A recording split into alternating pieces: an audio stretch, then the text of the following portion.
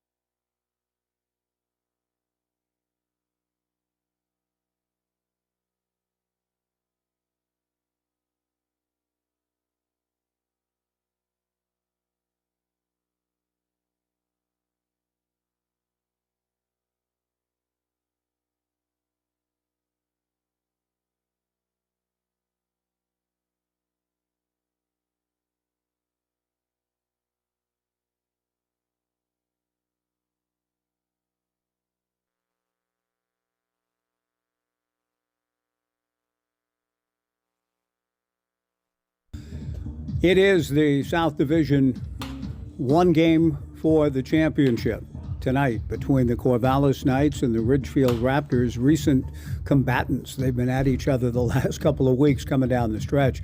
Really interesting series, good series. The Knights have prevailed in them both, but it's taken a lot of work, as will tonight's championship game. It's great to have you with us on a beautiful evening in Corvallis. And I'm joined by a young man who has pretty much seen it all this year with the Knights, joining in early June, and has been a steady presence in the lineup, a steady presence at the plate, and in the outfield and center field primarily. Max Medina joins me one last time before we have a road trip, we believe, coming up either to Wenatchee or Bellingham on Thursday. But Max, I just want to ask you, as you sit here in the dugout, you know this is the sense of finality. This is it. Your last game with the Knights at home. What are some of your thoughts about what you've experienced in this ballpark with this team and throughout the West Coast League this summer?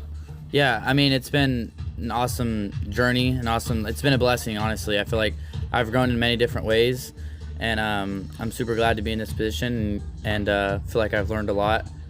And yeah, just to go excited to hold an expectation of the Knights win, so trying to live up to that and go get a win tonight.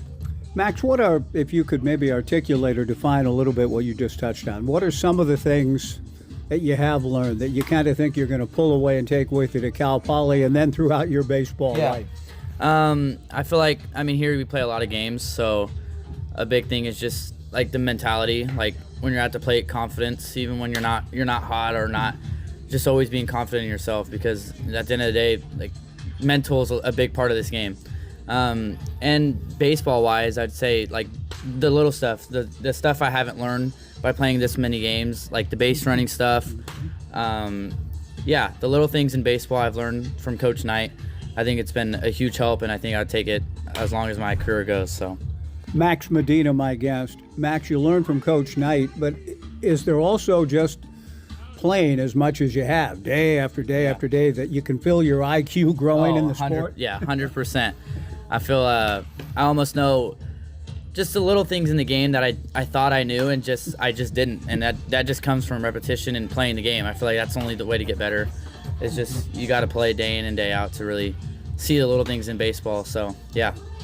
It's an amazing game. I've been watching it for 60 years, and I still don't really know it. I feel like I don't know it. Something new, something different almost every night. It's incredible in that respect. Right. What about your teammates and being part of this culture, this club, through the ups and downs, and you're up now, but it's been an interesting season. Right. What's it been like for you? I think walking in here, being an incoming freshman, I didn't know what to expect from summer ball at all, and I knew there was going to be older guys on the team, and I kind of just wanted to be a dude that would just go earn people's respect. And I feel like that was a big part of this, and doing things the right way and going to work hard and putting the team in the best spot to go get a win. And I feel like I've done my best job to earn people's respect and to be trusted on the team. So I think that's been a big goal of mine this summer. And what have you seen collectively from your team, your teammates, in the course of a season, as I allude to, and you know, ups and downs where it wasn't quite like the Knights baseball in the first half in particular that everybody around here has grown accustomed to. How did you guys kind of find your way in the second half and here down the stretch? I feel like these are a group of guys that are just competitors and that love the game of baseball, and they're always wanting to get better. You know, I feel like we've gotten better. We've had a lot of different changes through like player-wise, but overall, I feel like this team is a team that wants to win and go compete. So it's been really fun to pick their brains and learning new things about guys that have had experience in college. So it's been really cool. We'll talk about your collegiate experience coming up here in a moment. But last thing I've referred to you and Joey as the M&M boys. That's an old Roger Maris, Mickey Mantle thing, the M&M boys. So you know that's a high compliment. But you guys have kind of had that day in and day out togetherness. How special or important has that been to you? It's been awesome. I mean, that's a friendship I'll have for the rest of my life. I feel like coming in here, I was definitely a little nervous, and Joey kind of took me along the ropes, made me feel really comfortable, and then kind of found my spot on the team. And I've been with him every day. We live together right now. So did you know each other before? We did not. No. Even though you kind of, there's a Northern California element, but never competed against each other. Ever. And it just kind of clicked from day one. And yeah, I mean, love Joey. He's a great guy. And he, like you, in the lineup virtually every day. What's your sense of the energy going into tonight's game and the focus and kind of being all in? I know it's a long grind of a summer, and some of you are probably looking forward to decompressing and resting a bit before college ball, but do you feel like, hey, forget that, we're here to win a title? What's the focus like? Yeah, I feel like at the end of the day, that's why we're here. We love to compete, and we're going to go put our team in the best spot to go win. And, I mean, we've been here for almost 3 months, 2.5 months. Like, our goal is to go get it done, and like Skip says, we're just trying to go make memories, and that's a memory we'd like to have to win a WCL championship. So that's what we're gonna go try to do. Final thing then, Max Medina joining me. When this does all end, and it's going to end come either tonight or Thursday, and you want it to end Thursday with hoisting a trophy and a championship, but then what? Then what's your time frame and your timetable with respect to Cal Poly? Yeah, so after Thursday, after the goal to hold up a championship, I'm going to drive back home with Joey, get home, and then I got 4 days to move into Cal Poly, so get a couple days at home, which is all right, but it'll do. So I move in the 18th, that Tuesday, and then, that's when the collegiate stuff begins, so exciting. Well, it's been a real pleasure to see you and Joey and everybody else and to watch you play night in and night out, Max. Thank you for everything for the season, for this summer. Thanks for making yourself available for tonight's game. Good luck and go win that championship, and I hope to follow you down the road. Thanks, Sounds Max. good. Thank you very much. I appreciate it. Max Medina, my guest on the pregame show, with the first pitch to be delivered by Colin Novacek just around the corner. Colin will deliver it to Ben Strutt of the Ridgefield Raptors as the South Division Championship game begins to unfold between two very competitive, talented teams that have had great battles against each other, that both had to work extremely hard to get here to this one-game winner-take-all South Division title. The Knights, by virtue of winning both series against Ridgefield, have the luxury of playing this championship game at home. And it gets underway next after this 2-minute break on this beautiful Tuesday evening at Goss Stadium at Coleman Field. Great to have you with us. Back in 2 on the Knights live stream and Joe Radio.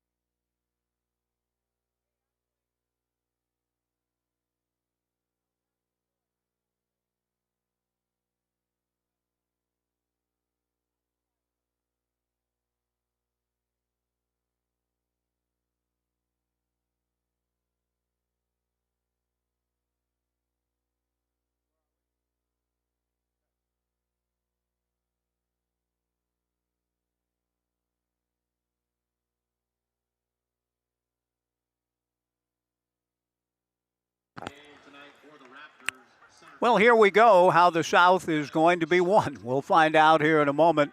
And in these next several hours together at Goss Stadium at Coleman Field, the South Division title game, the Corvallis Knights and the Ridgefield Raptors. Knights left-hander Colin Novacek ready to go to Ben Strutt, the right-hand hitting center fielder. Colin bounces his first pitch. We are underway. 80 degrees, an AQI of 18. Beautiful evening for baseball in Corvallis. The winner travels to either Wenatchee or Bellingham for the title on Thursday. The 1-0 pitch, fastball in there for a strike in the upper part of the strike zone as adjudged by home plate umpire Thomas Glynn. 1-1 to Ben Strutt. 301 this summer with 17 runs batted in. The 1-1 pitch from Colin misses low and inside, ball 2. Ben leading off in center for the Raptors. Zach Wattis batting second in right field. Josh Proctor batting third in left field. J.T. Summers the cleanup hitter at first base. Wattis' changeup hit foul towards the Omaha room and above and beyond. And that evens the count to Strutt at 2 balls and 2 strikes. Braden Watson, a true hero for this Ridgefield Raptors team, batting 5th, the designated hitter. J.P. Acosta hitting 6th at shortstop. Nate Stuyvesant batting 7th at third base. The 2-2 pitch from Novacek misses outside, ball 3, 3-2. Bo Rico has been replaced, a late scratch. Reagan McCluskey announced just a few minutes ago as the starting catcher for the Raptors. Bo Rico scratched from the lineup in the 8th hole. The 3-2 pitch is taken, strike 3 called. A good start for Colin Novacek. Ben Strutt is rung up by Thomas Glynn, 1 away, and Zach Wattis to the plate. Wattis is hitting .322, 7 homers, 41 runs batted in. This is a powerful club. They play in, as we've talked about, a hitter-friendly ballpark, a bit of a bandbox. 55 home runs for this Ridgefield Raptors team. And as a comparison, the Corvallis Knights have hit 14.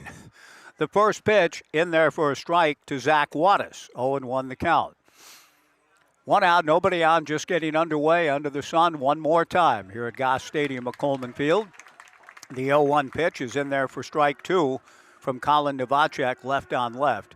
Declan Francis gets the start on the hill, a 6'2", 245-pound right-hander for Ridgefield. The 0-2 pitch, a change is in the turf. 1-2 the count. Josh Proctor on deck. For the Knights defensively, a battery of Novacek and Dakota Chun. Ethan Porter at first, Diego Cruz at second, Joey Morosco at short, Ryan Severns at third. With Kellen Siegel in left, Max Medina in center, and Zane Garvey in right. Novacek's 1-2 pitch misses outside, and that evens the count at 2 balls and 2 strikes. Head coach Chris Cota, the skipper for the Raptors, coaching at third and calling the offense, the only skipper in Raptors history. And Russ Hogland coaching at first. Novacek's 2-2 off-speed pitch, swung on and missed, strike 3, 2 down. An outstanding start for left-hander Colin Novacek before a very good crowd on this Tuesday night at Goss Stadium at Coleman Field. Far larger than the Sunday Divisional Series rubber game, which the Knights prevailed in over Walla Walla. Much bigger turnout. Fans understanding, many of them, this is the last at home for the Knights in the summer of 2026. The pitch to Josh Proctor, sliced down the right field line, a fair ball in the corner. Zane Garvey chasing it down. Josh Proctor pulls up to second with a first pitch double into the right field corner. Josh Proctor, among the many heroes for the Raptors coming down the stretch, playing primarily in the second half. Josh, in 18 games, hit .333 with 4 homers and 25 runs batted in. Had a dramatic 3-run home run in that wild series against Portland that gave the Raptors the lead. The Pickles took the lead back, and then Braden Watson, with the Raptors down to their final strike, 2 outs, 2 strikes, down 2 runs. Watson walked it off with a 3-run homer. And the Raptors prevail in the series against the Pickles, and thus are here tonight against the Corvallis Knights in the winner-take-all one-game South Division Championship. J.T. Summers takes low and inside, ball 1. A tremendous hitter. The 1-0 pitch misses inside, ball 2, 2-0. Summers at .358, 9 homers, 45 runs batted in. No score in the top of the first, but Josh Proctor a 2-out double. Novacek's 2-0 pitch missing, down and away, ball 3. 3-0 the count. Braden Watson on deck, so it's not as though Novacek is pitching carefully and or around J.T. Summers. Braden Watson, a tremendous hitter, waits his turn. Summers likely green-lighted 3-0, but he takes way outside and high for ball 4. 2 quick outs, both by strikeout from Novacek, but a 2-out double from Josh Proctor, a walk to J.T. Summers, and now Braden Watson to the plate. Braden, during the course of the second half, hit .384 with 7 homers and 37 runs batted in, but no home run more dramatic than his walk-off clout against Portland over the weekend to help get Ridgefield here. Braden at the plate with 2 on and 2 out. Top of the first inning. Novacek turns and throws to second. Back to the bag goes Josh Proctor. Diego Cruz popping in to receive the throw. Thomas Glenn, the home plate umpire tonight. J.T. Rentschler at first. Jim Courtney at second. Bryce Reeves at third. A 4-man crew befitting a championship game for the South tonight here in Corvallis. Fastball in there for a strike to Braden Watson. 0-1 the count. Watson, the designated hitter, and has been a force all summer for the Ridgefield Raptors. Out of Liberty High School in Peoria. Big right-hand hitter awaits with 2 on and 2 out in the top of the first inning. The strike 1 pitch. Watson swings again and doesn't get it, and the count 0-2. Novacek is a strike away from fanning the side. Watson down in the count 0-2 with Josh Proctor at second, J.T. Summers at first. No score, just getting underway in the South Division title game. Slight breezes blowing out towards left. Novacek's strike 2 pitch misses low and away. 1-2 the count. 330 down both lines at the home of the Beavers and the Knights.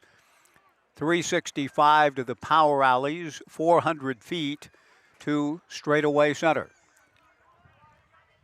2 on, 2 out. Top of the first, no score. 1-2 to Braden Watson. Novacek steps off the rubber. Proctor, in his first game at Goss Stadium at Coleman Field last summer as a member of the Corvallis Knights, had 8 RBIs. A grand slam and a 3-run homer for the Knights in this ballpark. It's hard to top that. The 1-2 pitch to Watson, swung on and missed for strike 3. Watson didn't run to first. The throw down to first on a hop is in time for the out to Ethan Porter, and the inning is over. Watson swung and missed the pitch. I don't know if he thought he fouled it or what, but he didn't break out of the box, and that made a potentially difficult play for Dakota Chun much easier, in that he was able to gather the ball near the Knights dugout and throw to first to complete the strikeout on Watson, who didn't run. Novacek does strike out the side. No runs, a hit, 2 left. We go to the bottom of the first. Ridgefield nothing. The Knights coming up back in 90 on the Knights live stream and Joe Radio.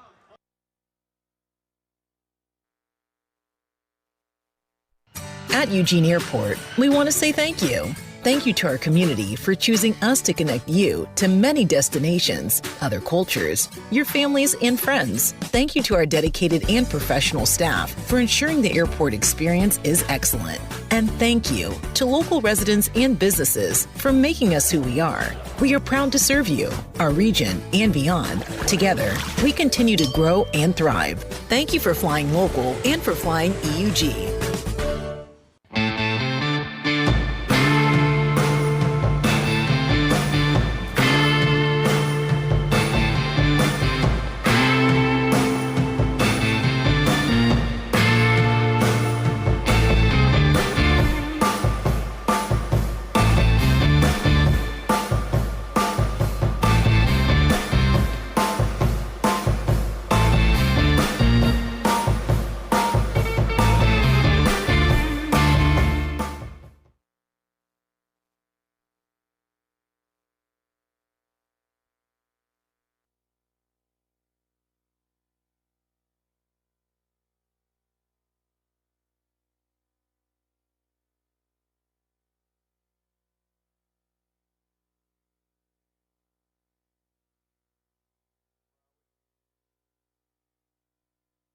of the first inning, a mild threat from Ridgefield in the top half of the first. A 2-out double from Josh Proctor and ensuing base on balls. But Colin Novacek able to get a really tough hitter in Braden Watson to strike out. And the Raptors leave 2. So we go to the bottom of the first. We'll give you the Corvallis Knights starting lineup as announced by 18th year skipper Brooke Knight. Leading off at second base, Diego Cruz. Maverick Russell batting second, the designated hitter. Ethan Porter hitting third at first base. Dakota Chun, the cleanup hitter and catching. Diego runs up as if to slap and takes a strike from right-hander Declan Francis out of Lake Oswego High School. Competed at Western Kentucky this past spring. He's been to Lane and Linfield.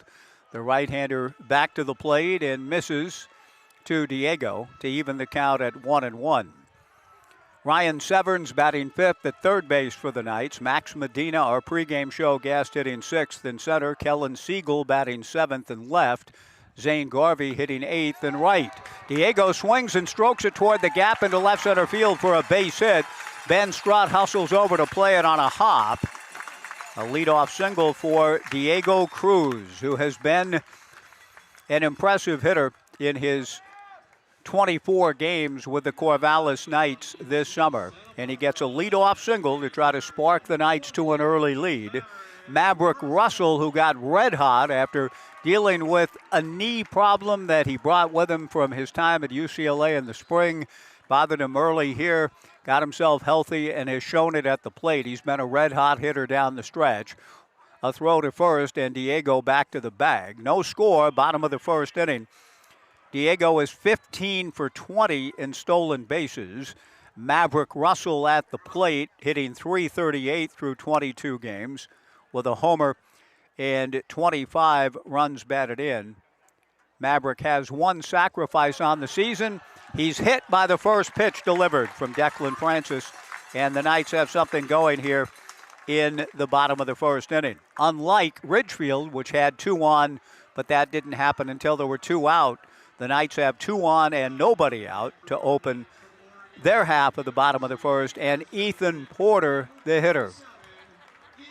Ethan, in his 38 games, .338, a couple of homers, a team-leading 35 runs batted in. He has sacrificed twice this year. 2 on, nobody out. We'll see how Coach Knight wants to play it. It's not out of the question that he would ask Ethan to bunt. He gives Ethan the opportunity to take a rip at the first pitch, which Ethan does, and comes up empty. 0-1 the count. Now a sign laid out again by Coach Knight down in the third base box. Marcus Matias coaching at first. No score, bottom of the first. Diego Cruz at second, Maverick Russell at first, nobody out. The strike one pitch, a chopper foul back of third, and that runs the count to no balls and 2 strikes to Ethan Porter with Dakota Chun on deck. A battery of Declan Francis and Reagan McCluskey, a late entrant into the starting lineup for Coach Chris Cota's Raptors. J.T. Summers at first, Braden Orm at second, J.P. Acosta at short, Nate Stuyvesant at third. Josh Proctor in left, Ben Strutt in center, and Zach Wattis in right. Declan Francis whirls around and looks Diego Cruz back to the bag. Diego at second, Maverick Russell at first, nobody out, no score, bottom of the first inning. 0-2 to Ethan Porter. Francis delivers, and Porter swings at the fastball, fouls it straight back. The count remains no balls and 2 strikes. Kellen Siegel is batting 7th in left field. Medina batting 6th in center. Siegel in the 7th hole in left. Zane Garvey batting 8th in right. And Joey Morosco hitting 9th at short to complete the lineup for the Knights tonight in this South Division title game. Strike 2 breaking ball misses up and in. 1-2 to Ethan Porter. Dakota Chun waits his turn. The Knights trying to get the early jump before a really big crowd. This is impressive. One of the better crowds I've seen for a playoff game. Again, these are unscheduled games, and so it's fans who are well aware of what's at stake that have made their way into the ballpark tonight.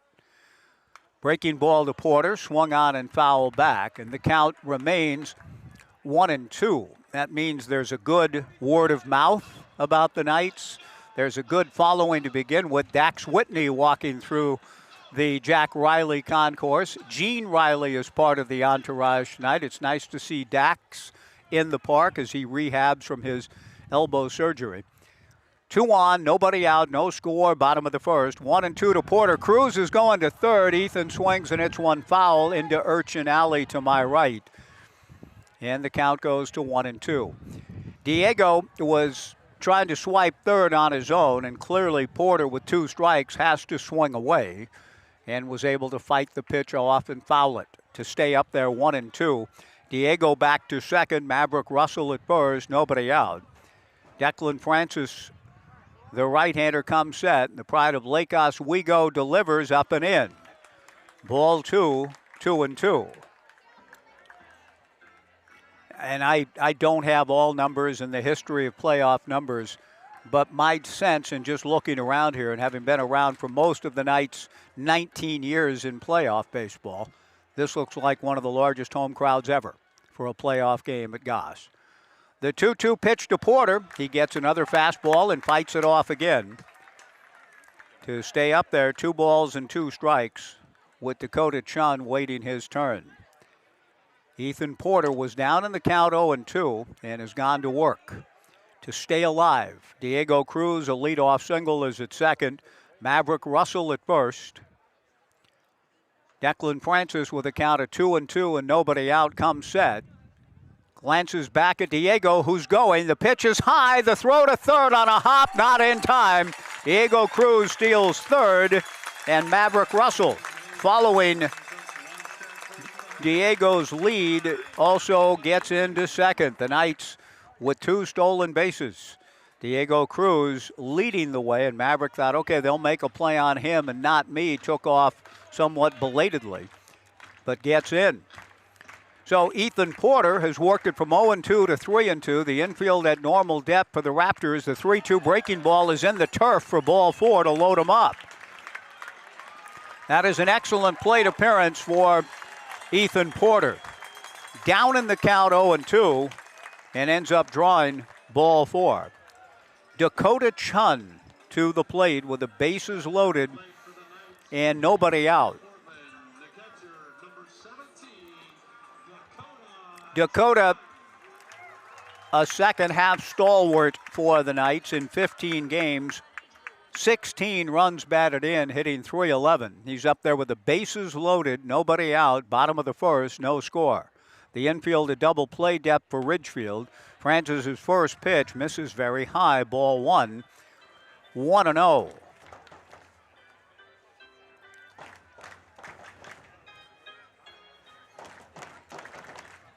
Bases loaded, nobody out. Knights looking to get a big jump here early on Ridgefield. The 1-0 pitch, Dakota lifts one foul off third, and I'm a little surprised the Raptors players gave up on it. They did. The ball ends up landing a row beyond the netting down the left field line, but no pursuit from left fielder Josh Proctor, shortstop J.P. Acosta, and third baseman Nate Stuyvesant. There's a wind that tends to push those kinds of balls back towards the field of play. No one in pursuit. It is a foul ball, and the count even to Chun, 1-1. Francis delivers, fastball, good rip at it from Dakota. He swings and fouls it back. 1 ball and 2 strikes. Bottom of the first inning. The Knights with a chance to really kind of seize the early momentum in this one. Novacek struck out the side amid a double and a walk in the top of the inning. Here in the bottom half, a base hit for Diego Cruz, a hit batsman for Maverick Russell, a walk to Ethan Porter. Dakota Chun awaits. Francis delivers the 1-2 pitch, slapped foul between Brooke Knight and Diego Cruz down the third base side. The count remains 1 ball and 2 strikes. Ryan Severns, the on-deck hitter. Orem and Acosta, the middle infielders, second and shortstop respectively. Double play depth up the middle. J.T. Summers a step in front of the bag for the left-hand hitting Dakota Chun at first base. The 1-2 pitch, Dakota fights that one off, and the count remains 1-2. Both Ethan Porter and Dakota Chun have done a nice job here in the first in terms of seeing pitches and fighting off strikes. 1-2 the count, bases loaded, nobody out. And the Knights looking to get on the board first. The 1-2 pitch got him swinging. Good breaking ball under the hands. One away. Declan Francis wins the battle, and now Ryan Severns to the plate. Ryan, too, has been a steady influence all summer long, playing in his 41st game, starting all 40 of the previous, and now starting for the 41st time. 317, 2 homers, 23 runs batted in. Bases loaded, 1 out. Ryan takes the first pitch outside from Declan Francis. Ball 1, 1-0. Diego Cruz at third, Maverick Russell at second, Ethan Porter at first, 1 out. From the stretch, Declan Francis to the plate. A looper down the right field line. If it's fair, it's real trouble for the Raptors, and it is. Cruz scores. Maverick Russell right behind him to score. Severns into second with a bloop double. The Knights lead it 2-0.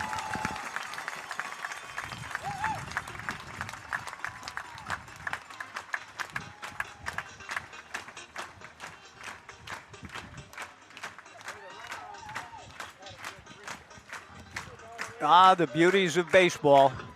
Severns was actually beaten by a good pitch in that it was up and in on him, but he was able to get enough of the barrel in time to plop it just fair beyond first base into shallow right field.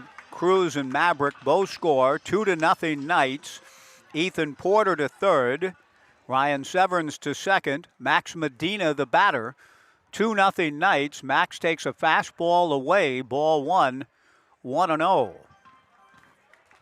The crowd continuing to come in. I'm marveling at the size of a postseason game crowd. Again, the word has gotten out. This is the place to be on this beautiful Tuesday night. The 1-0 pitch to Medina. A 2-hopper to the shortstop, Acosta. This will score a run. Acosta throws to first for the out on Medina, but on the play, Ethan Porter down the line to score. The Knights lead it 3-0. On the plate, Ryan Severns to third. Kellen Siegel, the batter. 3-0 Knights in the bottom of the first inning. So a tremendous start for the Knights, trying to claim the South Division Championship and move on to either Bellingham or Wenatchee for the title on Thursday. Kellen takes a strike, 0-1 the count. Great young man, talented two-way player, Kellen Siegel, shared with me that after Thursday's game, and he just put it that way, after Thursday, he said he'll leave Monday for Cal Poly, and he's going on his own. I was expecting Dan and Courtney, his folks, you'll be traveling down with them. Nope, he's going on his own. He's going to stop and see friends along the way and look forward to moving into his new digs at Cal Poly, and he'll be surrounded by familiar names and faces. 3-0 Knights in the bottom of the first. The 0-1 pitch way outside. Good backhand stop by Reagan McCluskey. 1 ball and 2 strikes to Kellen Siegel on his way to Larry Lee's outstanding program. But still, business to deal with here as a Knight. 3-0 Knights in the first. The 1-2 pitch to Kellen, lifted to right field and deep but playable. Zach Wattis going back, still backpedaling, and in front of the Inkwell Home Store sign, hauls it in for the third out. But a good haul for the Knights in the bottom of the first inning. They score 3 runs on 2 hits, no errors, and 1 left. After 1 in the South Division title game, the Knights 3 and Ridgefield nothing. Back in 90 on the Knights live stream and Joe Radio.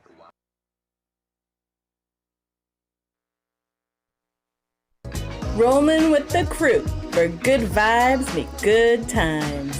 Retro keys, vintage vibes, unlock your next adventure. Pups got the hookup too, belly rubs included.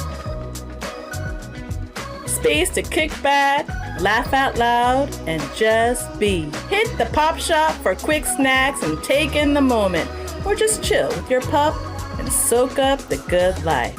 Stay original at Hotel Corvallis.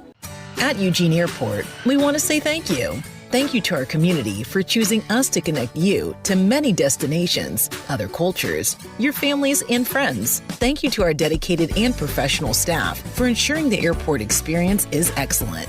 And thank you to local residents and businesses for making us who we are. We are proud to serve you, our region, and beyond. Together, we continue to grow and thrive. Thank you for flying local and for flying EUG.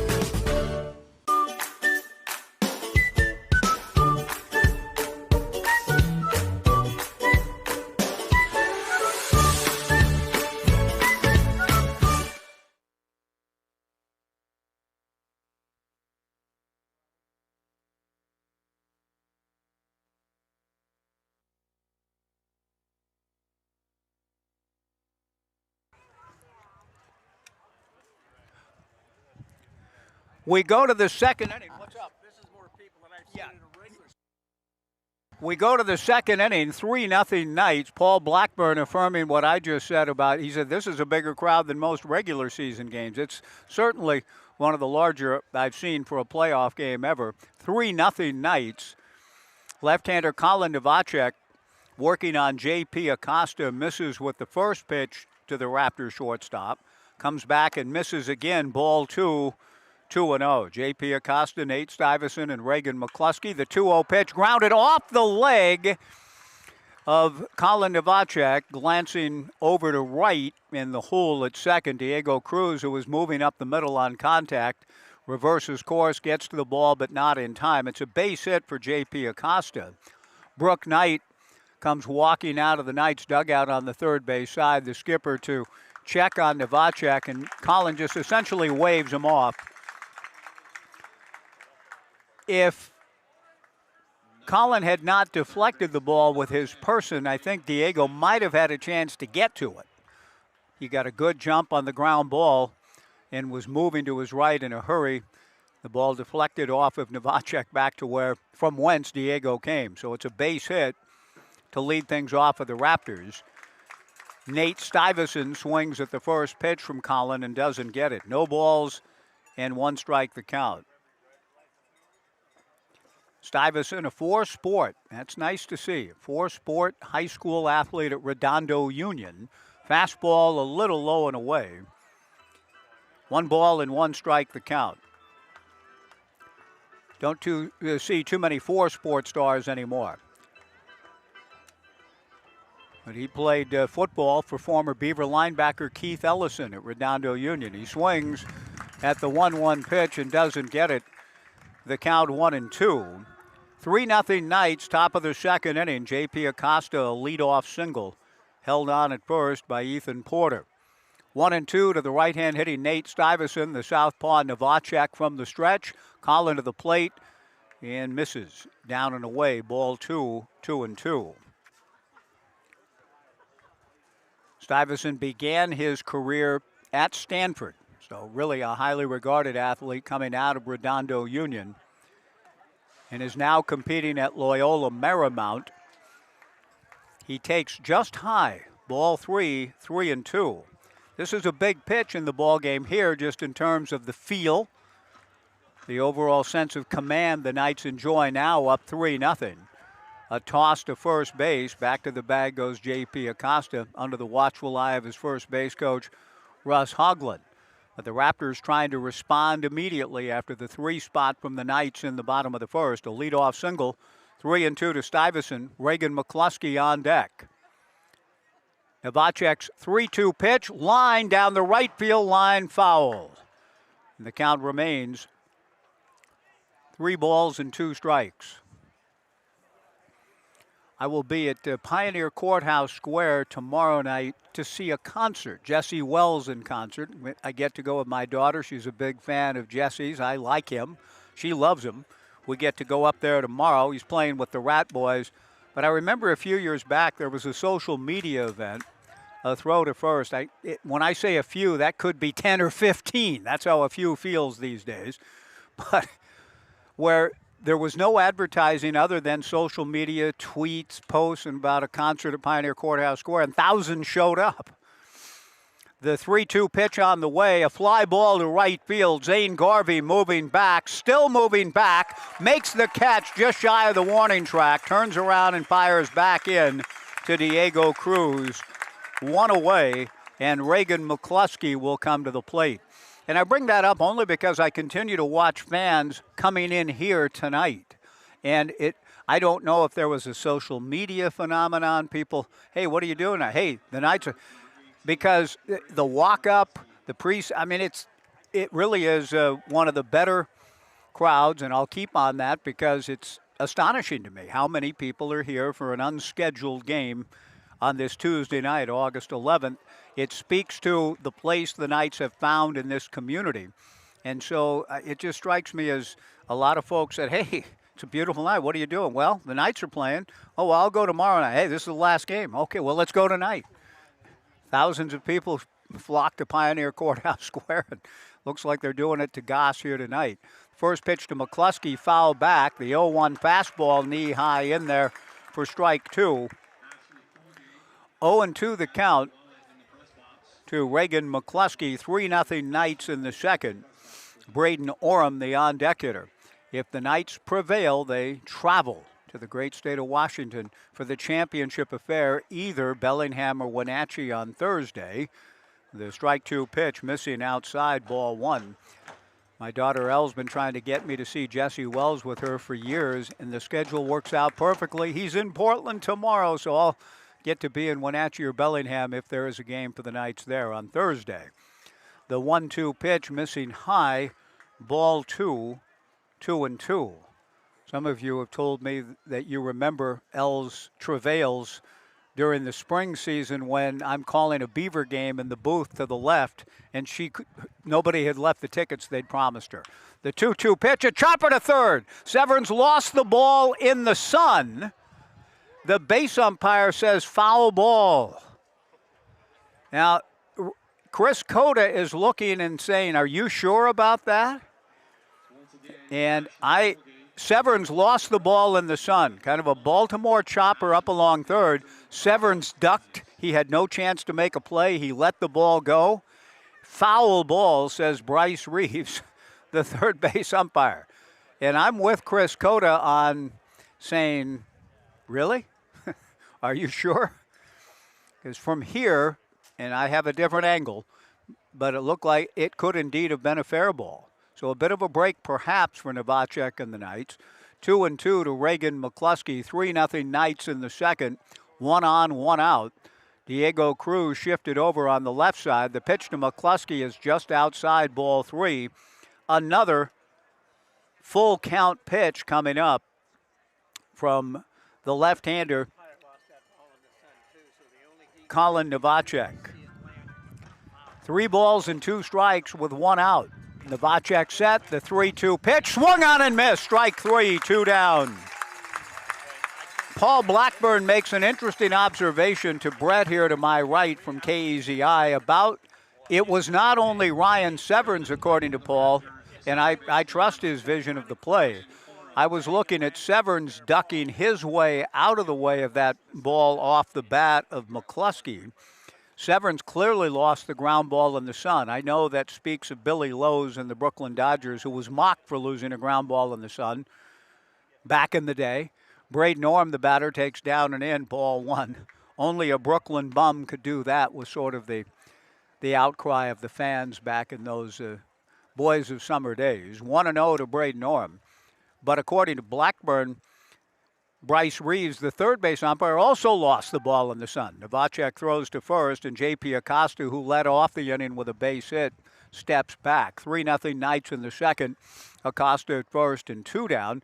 And I think that's quite possible, that Reeves and Severns lost the ball in the sun at the same time, and Reeves made the call where he saw the ball land in foul territory. A chopper back up the middle, a high hop, fielded by Joey Morosco. Shovels to Diego Cruz for the out, and the inning is over.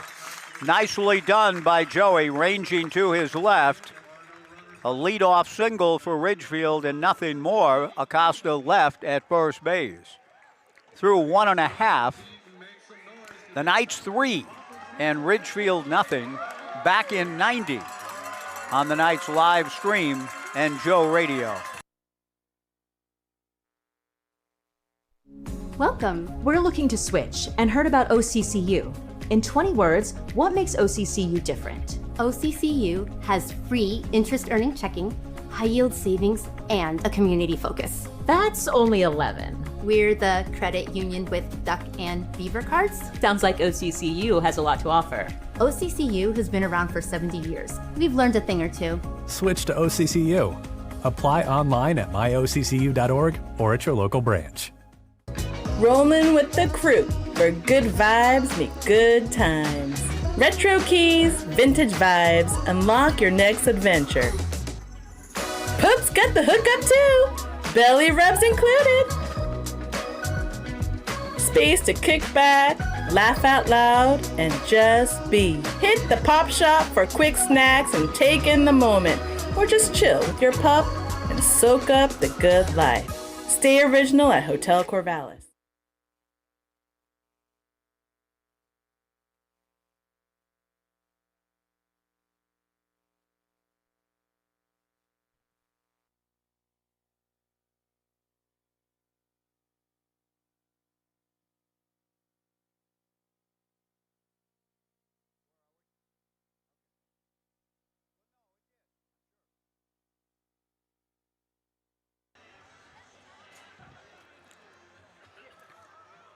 Bottom of the second inning before this large gathering at Goss Stadium at Coleman Field. 3-0 Knights. Zane Garvey, Joey Morosco, and Diego Cruz, the scheduled hitters. Zane has been, again, a fixture in and out of the lineup, too. This is his 52nd game with the Knights this summer. He started 46 of them. Zane takes a strike. The count 0-1. 3-0 Knights, bottom of the second. I've just been told that it's been well promoted, too, by both KEZI and KVAL. The reporters have been here for the playoff games against Walla Walla. They've had feature stories and have been promoting the fact that this title game was happening tonight here. So all of that has conspired to bring in the largest playoff crowd I've ever seen for a Knights game. And I'm talking about teams that have won 10 championship games on this field over the years. The 1-1 pitch to Zane misses a bit high and away. Ball 2. 2-1. Joey Morosco on deck with Diego Cruz to follow.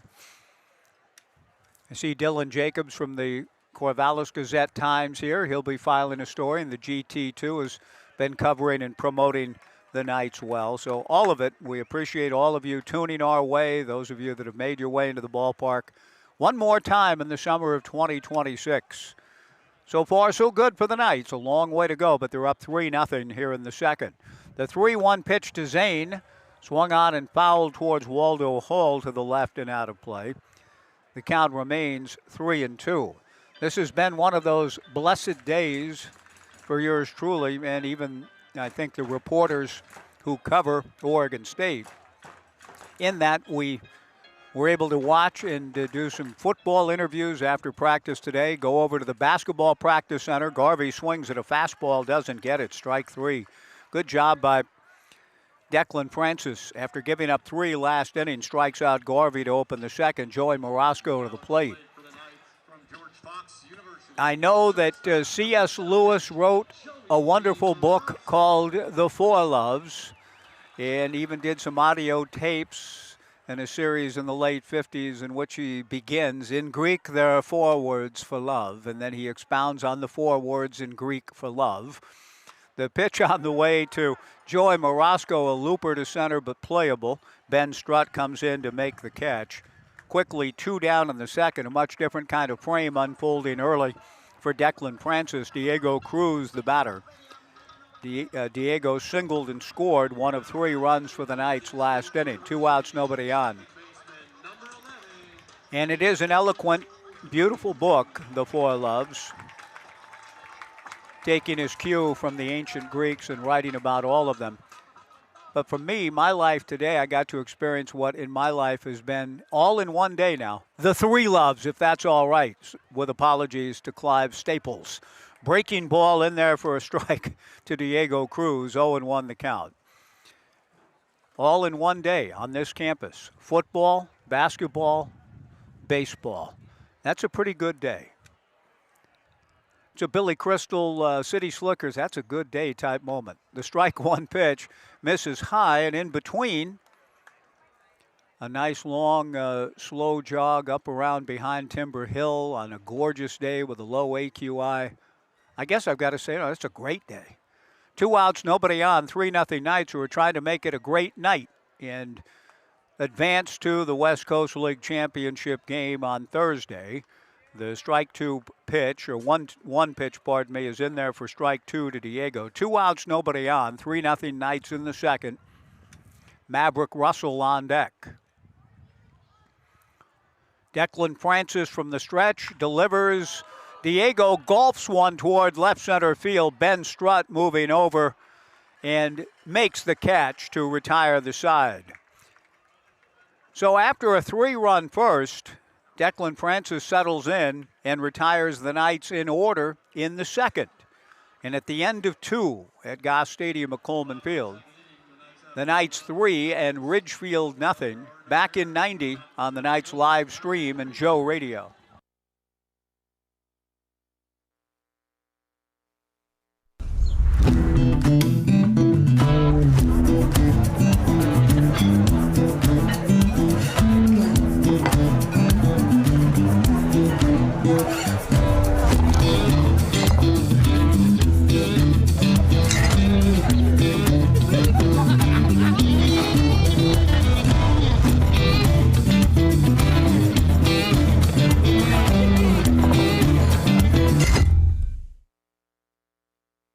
Welcome. We're looking to switch and heard about OCCU. In 20 words, what makes OCCU different? OCCU has free interest-earning checking, high-yield savings, and a community focus. That's only 11. We're the credit union with duck and beaver cards. Sounds like OCCU has a lot to offer. OCCU has been around for 70 years. We've learned a thing or two. Switch to OCCU. Apply online at myoccu.org or at your local branch.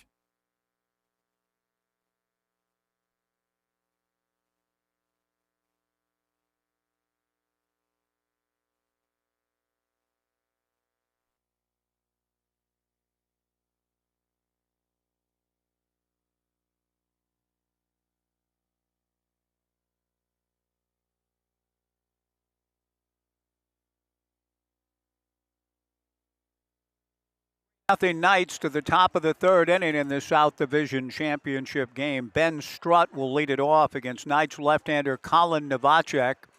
First pitch just misses to Ben, who struck out looking to open the game, but it was after a good battle. Novacek fanned Strutt on a 3-2 pitch. He's behind here to Ben, 1-0. Novacek's 1-0 pitch is in there for a strike. The count 1-1. 3-0 Knights. Top of the third inning. Ben Strutt, a very quick player. Swings and fouls the 1-1 pitch back, and the count 1-2. Out of College of the Canyons. Began his collegiate career at Santa Barbara City College. 1 ball and 2 strikes to Ben Strutt. Left-hander Colin Novacek to the plate. The 1-2 pitch missing down and in. Ball 2, 2-2. The top of the order up for the Raptors in the third. Ben Strutt, Zach Wattis, and Josh Proctor. Novacek peering in to Strutt. The left-hander comes back to the plate. The 2-2 pitch. Swung on and missed. Strike 3, 1 away. 5 strikeouts for Colin Novacek. Zach Wattis, who struck out in the first inning, will come to the plate. Our thanks again all summer long and throughout the night's history to Block 15, established back in 2008, the second year of the night's existence in Corvallis. Water Stakes outside, ball one. This summer, we hope you've enjoyed Block 15 beverages in the Block 15 Beer Garden here at Goss. And be sure to visit Block 15 at their downtown pub or Southtown Tap Room. The 1-0 pitch lifted down the left field line. It is a very long run into foul territory for Kellen Siegel. Foul ball. He lays out, doesn't catch it, but an excellent effort by Kellen. Brooke Knight comes up out of the Knights dugout to look down and make sure that Kellen's okay. I remember a ball game here against Gonzaga, I think back in 2019, when the Beavers left fielder, the clubhouse door was left open, and the left fielder raced so hard that he ran through the open door into the Jacoby Ellsbury clubhouse in hot pursuit of a foul ball. It actually ended up being a fair ball that bounced on a slicing type of ball that we just saw, landed fair, went into the clubhouse open door, and was chased down by the Beavers left fielder while the runner ran. And the ball was live all the way through that. The umpire didn't see it go into the locker room. The 1-1 breaking ball in there for a strike, and the count 1-2. But just seeing the hot pursuit of Kellen Siegel there reminded me of that moment 7 years ago. Not that I'm ever really reminded much of anything in the great game of baseball. 1-2, 1 out. Colin Novacek, both feet on the rubber. Working on the left-hand hitting Zach Wattis, delivers off speed, got him swinging. 2 down. 6 strikeouts for Colin Novacek, and Josh Proctor, a Ridgefield left fielder, an occasional Oregon State left fielder, and a guy that I think's primed to be a big producer for Coach Canham and the Beavers next spring. Big Josh will climb in. Summered with the Knights last year. Came to the Ridgefield Raptors late and has been a huge producer and a big fan favorite at the Rourke. He swings at the first pitch from Novacek. Doesn't get the fastball. 0-1 the count. 2 down, nobody on. Top of the third inning, 3-0 Knights. Colin back to the plate. The 0-1 pitch hit foul into the netting just above the on-deck area for Ridgefield. No balls and 2 strikes to Josh Proctor. Pride of Altadena, California. Got hot at times for the Beavers this past spring. The biggest thing he's working on is just to try to settle in and be consistent. He has a chance to have huge numbers next year. He takes high and away, ball 1, 1-2. Hit a dramatic 3-run home run in the playoff series for Ridgefield against the Pickles. Doubled tonight in the first inning. 3-0 Knights in the third. The 1-2 fastball swung on and missed. Strike 3 to retire the side. Colin Novacek strikes out the side for the second time. 7 strikeouts through 3. And at the end of 2.5, the Knights 3 and Ridgefield nothing. Back in 90 on the Knights live stream and Joe Radio.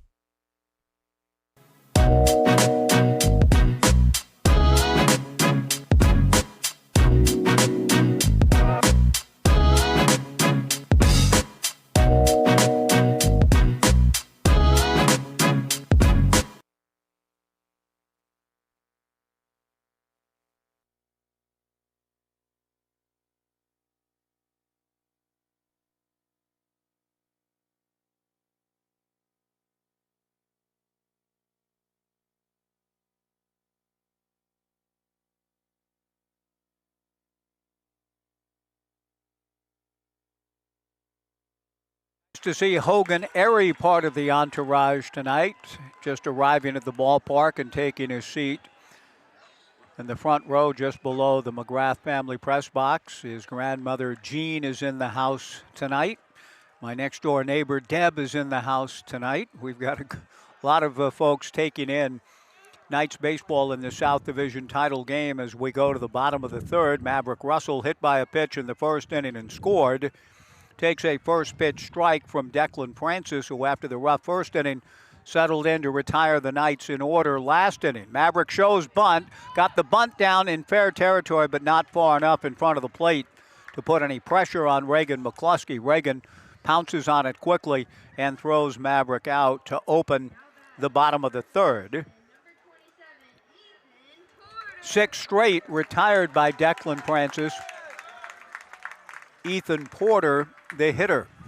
Also here tonight, sitting to my left, a pleasure to meet Craig Chapman, an OSU broadcast journalism major and a 1980 graduate of Corvallis High School, a fourth-generation grad at CHS. Porter, a high drive to deep left center field. Back on the ball goes the left fielder, Josh Proctor. The ball bounces away from Josh. Porter round second, on his way to third, and will go in with a stand-up triple.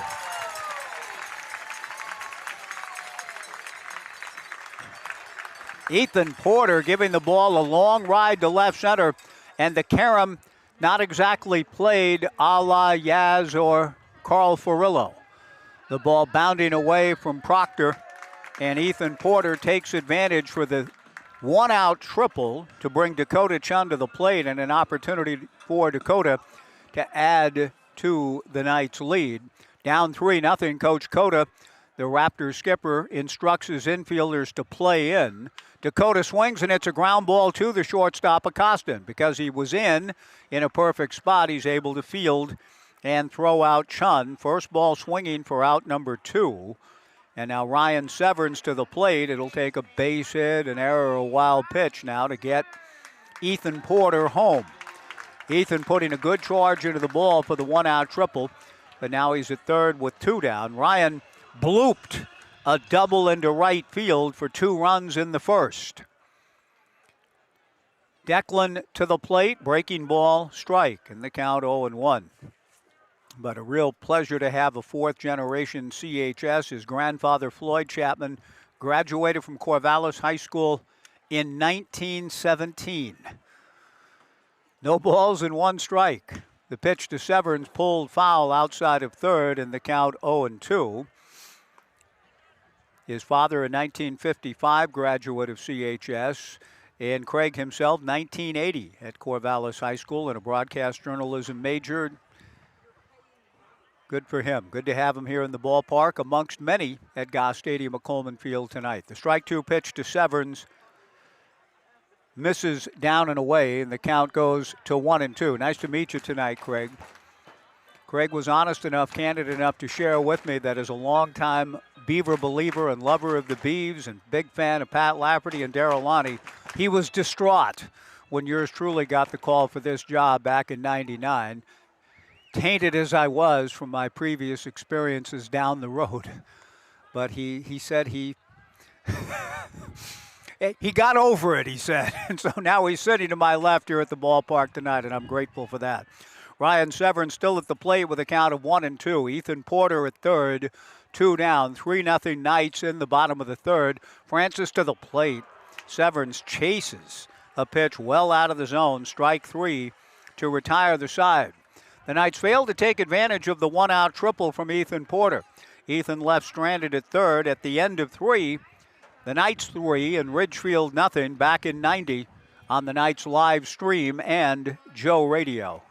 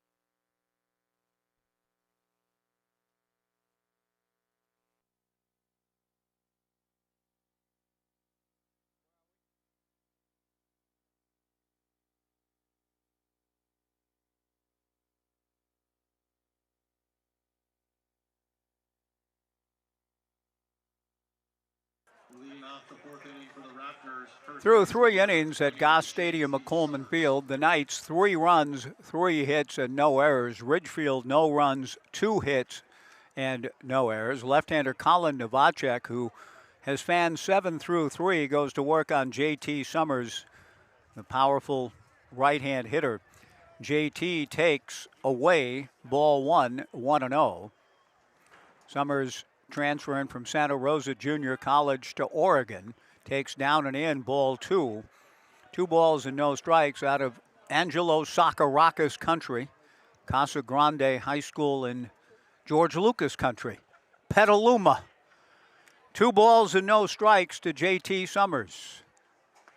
The 2-0 pitch in there for a strike from Colin Novacek. 2-1 the count. Just met a gentleman named Bob Michael who walked up, introduced himself to yours truly here in our broadcast vantage point outside of the press box. The 2-1 pitch inside, ball 3. 3-1 to Summers, who drew a walk in the first inning. A pitch away from doing so again here in the 4th. Bob said he was listening while driving in. He said there's still people in line to get into the ballpark outside. The 3-1 pitch, stroke to right, base hit.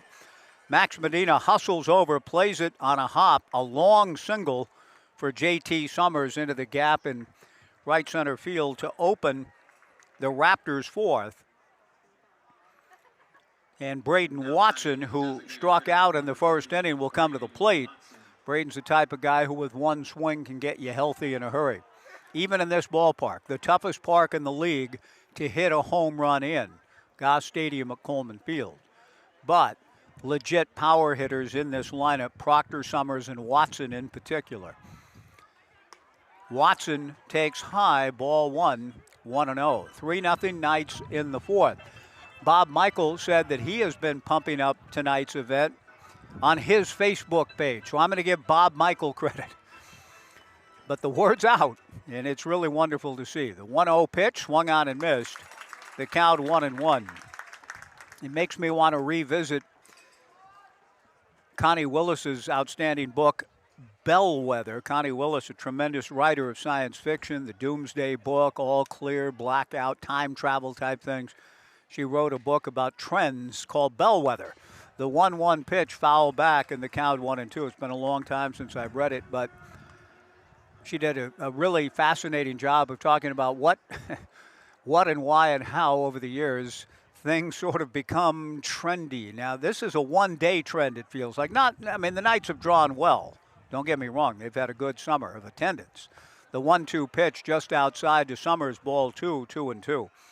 But I'd love to see just the connections that were made during the course of the last couple of days that has led to this gathering tonight. 3-0 Knights in the 4th. 2 balls and 2 strikes to Braden Watson. J.T. Summers at first, nobody out. Novacek to the plate, up and away, ball 3, 3-2.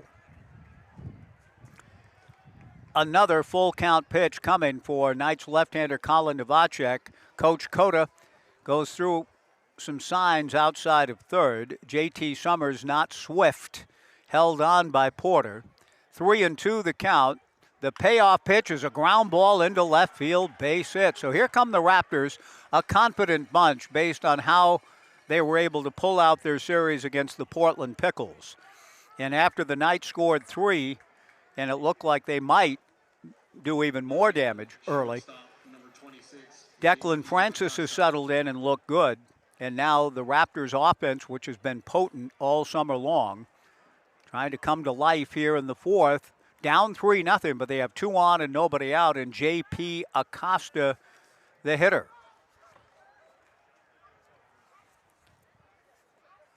Out of the stretch works Novacek. J.P. is bunting, and he gets the bunt down on the right side. Coming off the mound to field it is Colin Novacek. His throw is high. Diego Cruz drops it, and everybody's safe.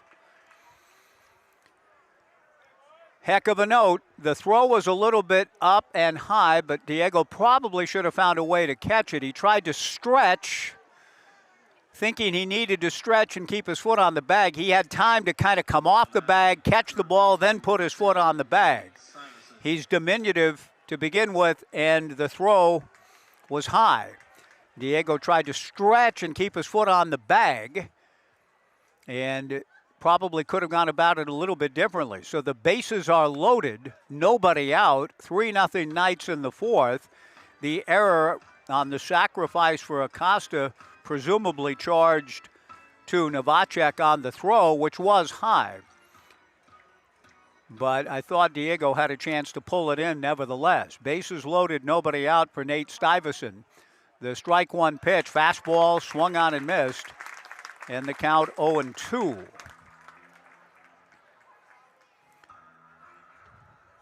The Knights with 3 in the bottom of the first inning. But here in the fourth, the Raptors have loaded the bases with nobody out. Novacek strike 2 pitch, hit foul over our heads and into Urchin Alley behind us. The count remains no balls and 2 strikes to Stuyvesant. Colin Novacek working with Dakota Chun, his battery mate. Ethan Porter at first, Diego Cruz at second, Joey Morosco at short, Ryan Severns at third, Kellen Siegel in left, Max Medina in center, and Zane Garvey in right. The strike 2 pitch to Stuyvesant misses high and inside, ball 1, 1-2. Some activity will begin in the Knights bullpen shortly. Novacek has been very good, but the pitch count pretty high because of all of the 3-ball counts he's gone to. The 1-2 pitch is high, and now it's a 2-2 count to Stuyvesant with Reagan McCluskey on deck. The Knights infield at double play depth. Novacek with a count of 2-2 to Nate Stuyvesant, working on a 3-0 lead. Bases loaded, nobody out. The 2-2 pitch is sliced down the right field line, foul, and heading toward Casey corner. The count remains 2-2 to Nate Stuyvesant.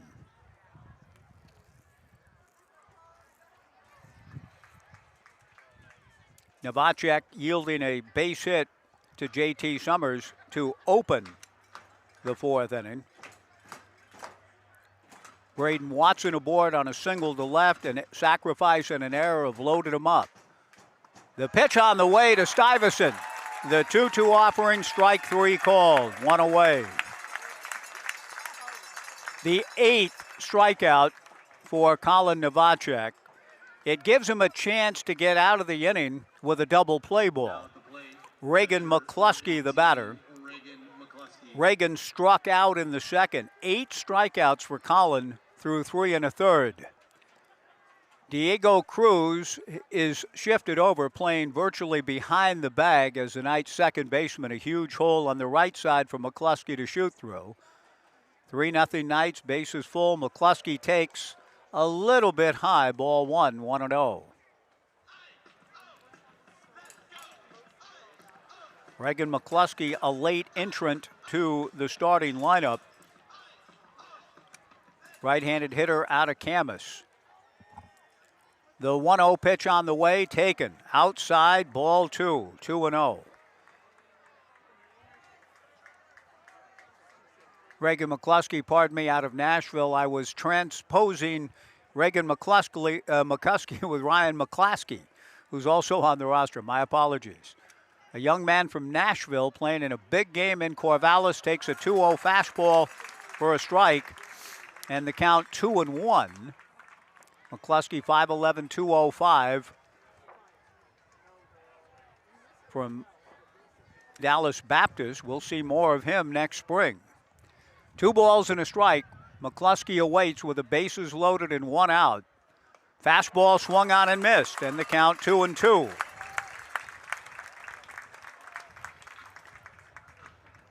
Novacek clearly a strikeout pitcher and has been a superb one in that respect tonight. Would love to get another right here.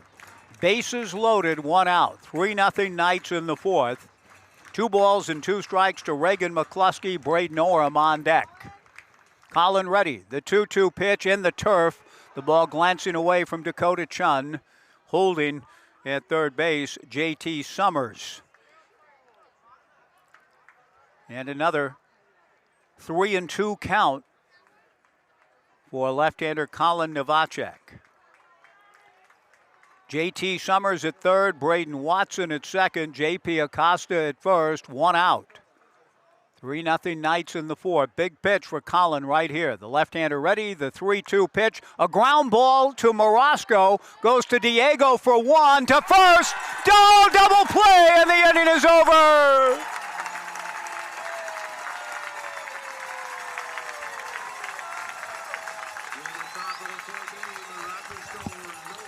A well-turned double play, and that Diego Cruz, as I told you, was playing behind the bag.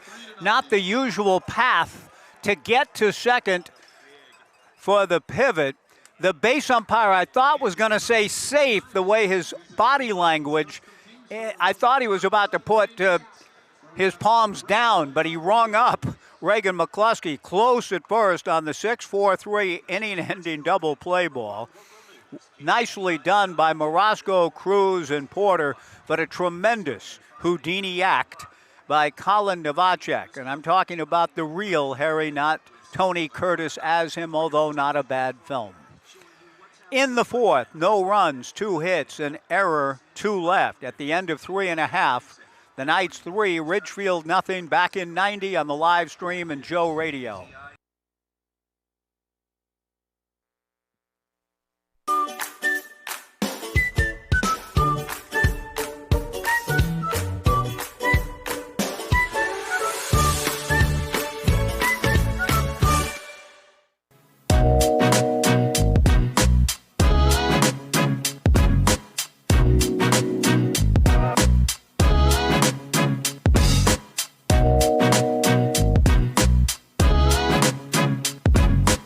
At Eugene Airport, we want to say thank you.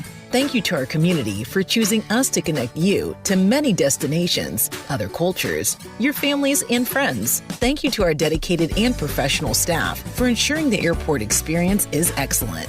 And thank you to local residents and businesses for making us who we are. We are proud to serve you, our region, and beyond. Together, we continue to grow and thrive. Thank you for flying local and for flying EUG.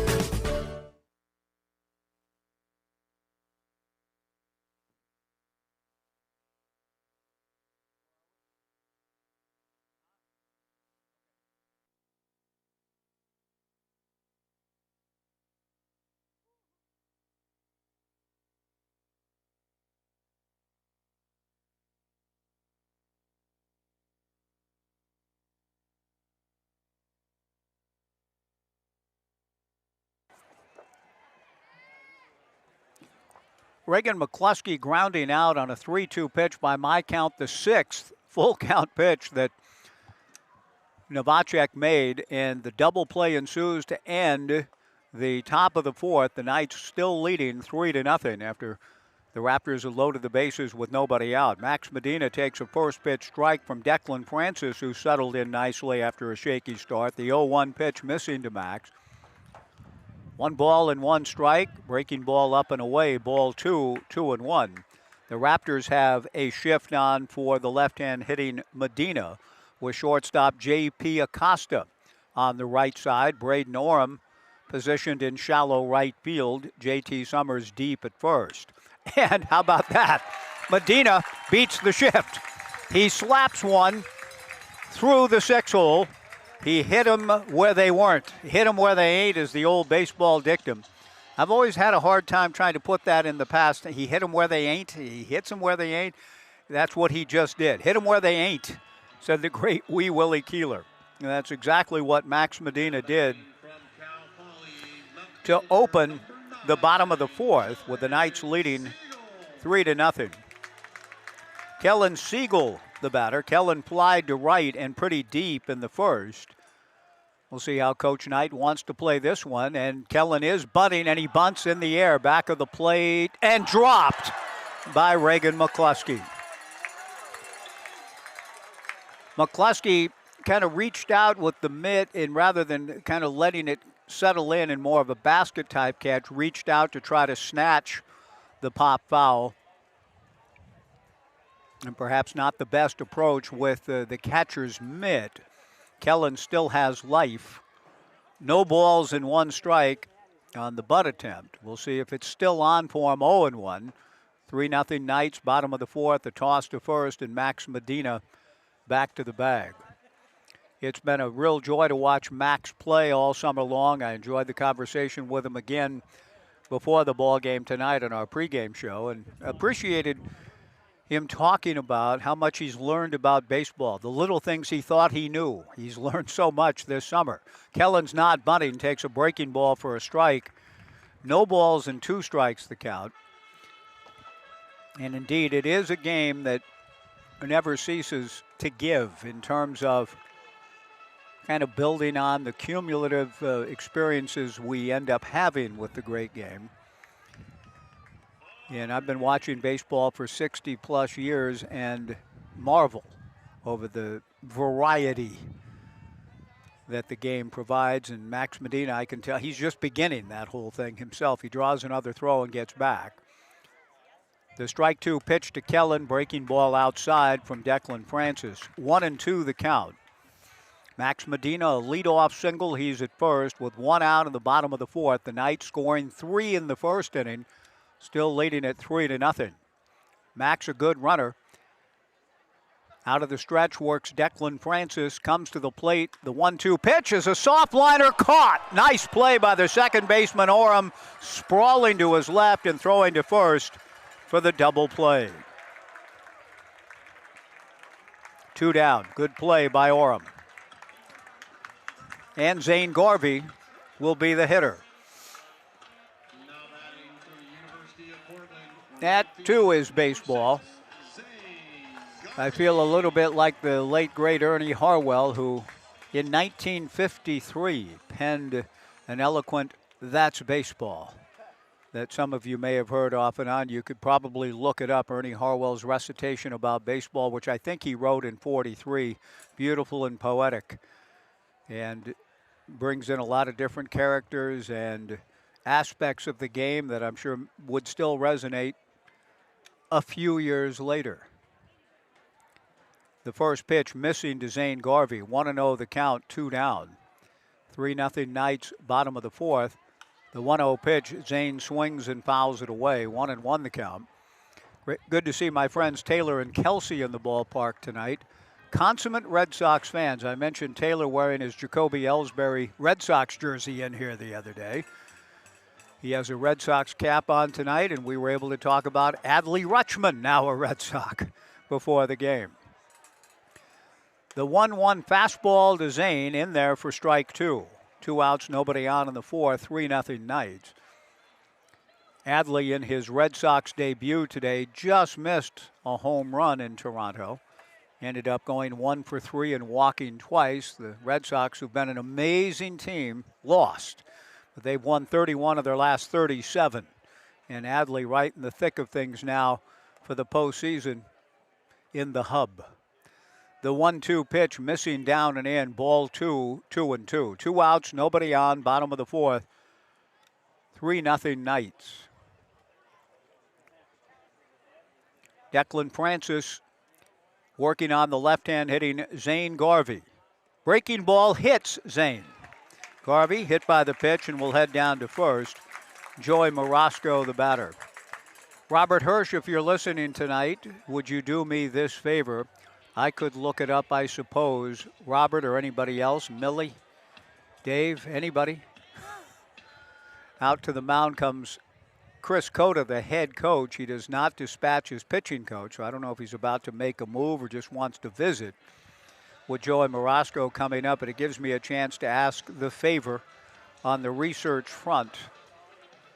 Whenever I mention the Red Sox, I can't help but think of the late, great baseball writer Roger Angel, and Cota is going to go to the bullpen here. That's the end of the line for Declan Francis, who, to his great credit, shaky in the first, settled in, and has given his team a chance to indeed get back in this thing. Only 3-0 in the 4th, but he'll leave with 2 outs, a man aboard in the bottom of the 4th inning.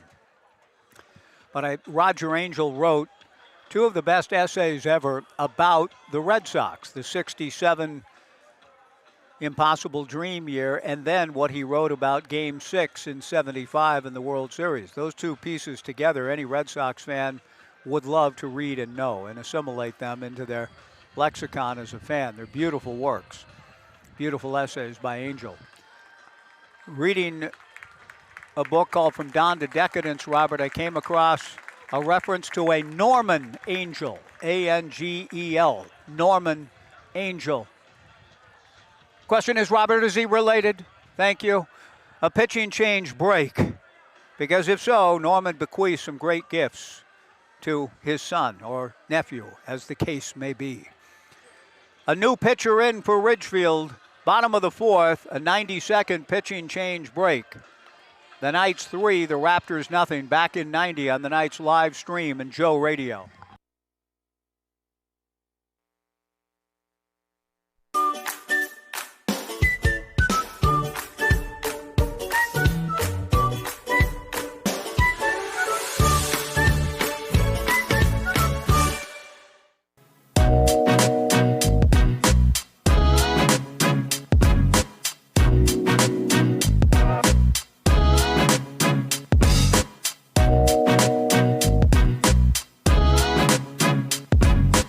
At Eugene Airport, we want to say thank you. Thank you to our community for choosing us to connect you to many destinations, other cultures, your families, and friends. Thank you to our dedicated and professional staff for ensuring the airport experience is excellent.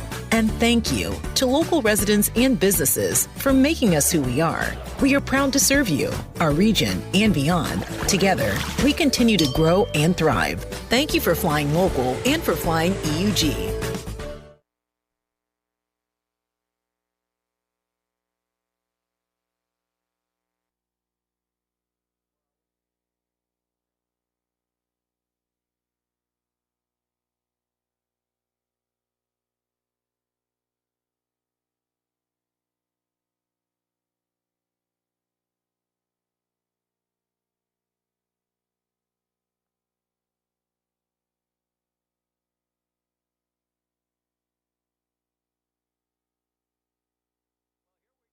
George Fox teammates battling each other here in the bottom of the fourth. The Knights leading 3-0. Cole Schmidt is the new pitcher for Ridgefield. Was Zane Garvey at first and 2 down, facing his teammate Joey Morosco. Joey takes a first pitch fastball from Cole. Ball 1, 1-0. Zane Garvey hit by a pitch with 2 down. Exit Declan Francis, who did an excellent job.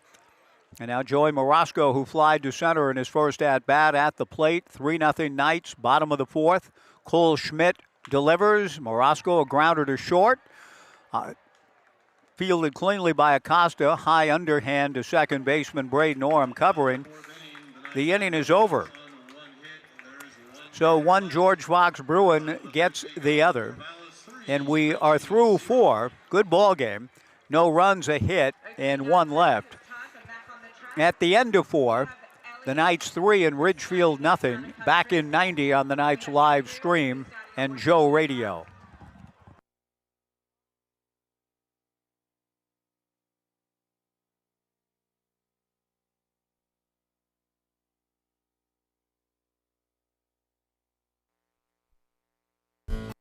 No matter what team you're on, no matter where you explore, there's a Richardson for you. We don't just give you our word, we give you our name. We started over 50 years ago as a hometown sporting goods business, with a particular devotion to America's pastime. As we grew, so did demand for our products, both on and off the field of play. Today we serve teams, brands, and businesses, and we've earned our reputation as the best. We did it through our devotion to our craft and our customers. We've built our business on the spirit of competition and the thrill of adventure, with a relentless focus on details and an enduring commitment to quality in every stitch. We've set a high bar for ourselves because you've made our team part of your team. And your team deserves the best.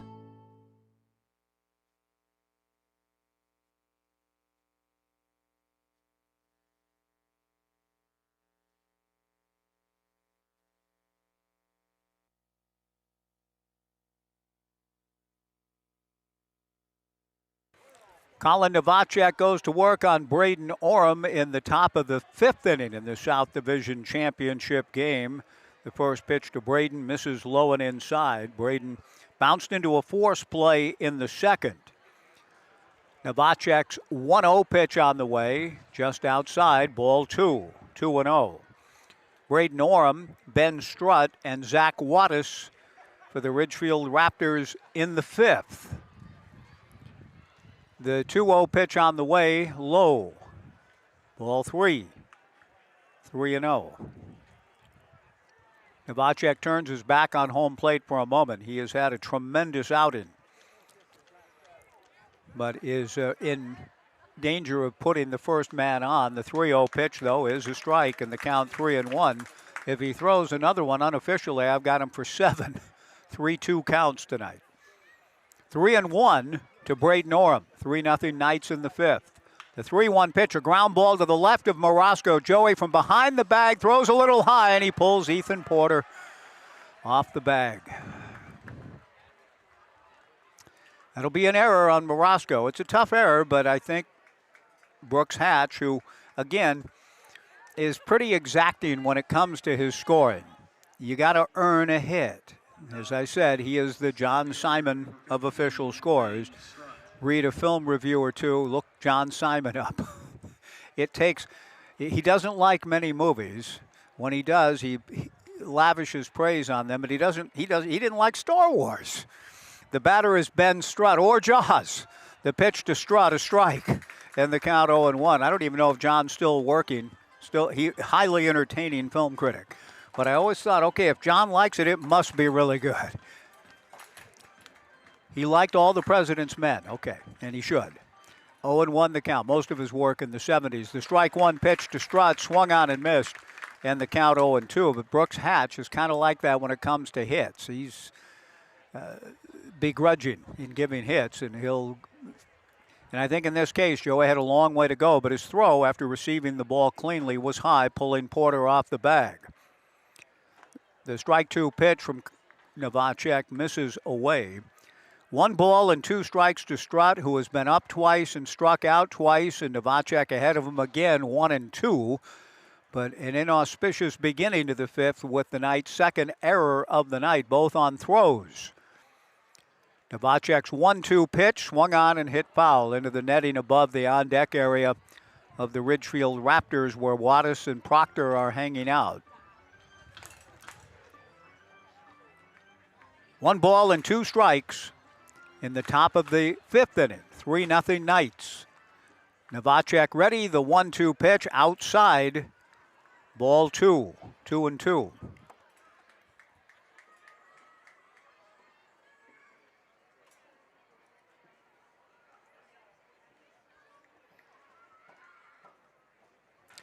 Two balls and 2 strikes to Ben Strutt, the leadoff hitter for Ridgefield. Novacek's 2-2 pitch. Good job by Strutt. Gets a little piece of it to poke it foul off of Dixon Reck to my right. The count remains 2-2. Ben struts around the batter's boxes before climbing back in from the right side here in the fifth. 3-0 Knights, both teams with 4 hits. Colin Novacek's gone all the way. The left-hander out of Nebraska kicks and delivers, punched foul down the right field side off the netting in front of the lower grandstand. Amongst the gathering tonight, this big crowd, Spencer Scott, one of the Knights' outstanding coaches. Annie Scott is here. She sends greetings along from her sister, Sarah Weisinger, who works in Los Angeles, and got to meet both of them last summer. The Bend Elks and Corvallis Knights in Central Oregon. Great fans of the Knights. The 2-2 pitch outside, ball 3. So there it is. Unofficially the 6th 3-2 count for left-hander Colin Novacek. 3-0 Knights, top of the 5th inning. An error to lead off the frame. Now 3-2 to Ben Strutt. Colin ready, the 3-2 pitch, swung on and fouled at the plate, and Dakota Chun not quite able to squeeze it. Potentially a gigantic moment in the game. And I mean, I don't want to get, oh, what? What are you talking? That's a strikeout, this close to one. Now, if Collins not able to execute, and he's been having to throw a lot of good 3-2 pitches. He's only walked one. But that looked like an out pitch from here. And it was this close to being one. Now it's 3-2. He's got to do it again. Runner at first, nobody out. The 3-2 pitch lifted to center and playable. Max Medina drifts over a few steps to his left to make the catch. A tremendous job by Colin Novacek. Disappointed, I'm sure, that he did not quite get the strikeout. Comes back, fills up the zone, and gets a huge out here in the top of the fifth inning. Zach Wattis, the batter, and here comes Bo Kearns. And this is not so much that Novacek is in deep trouble, but his pitch count is very high.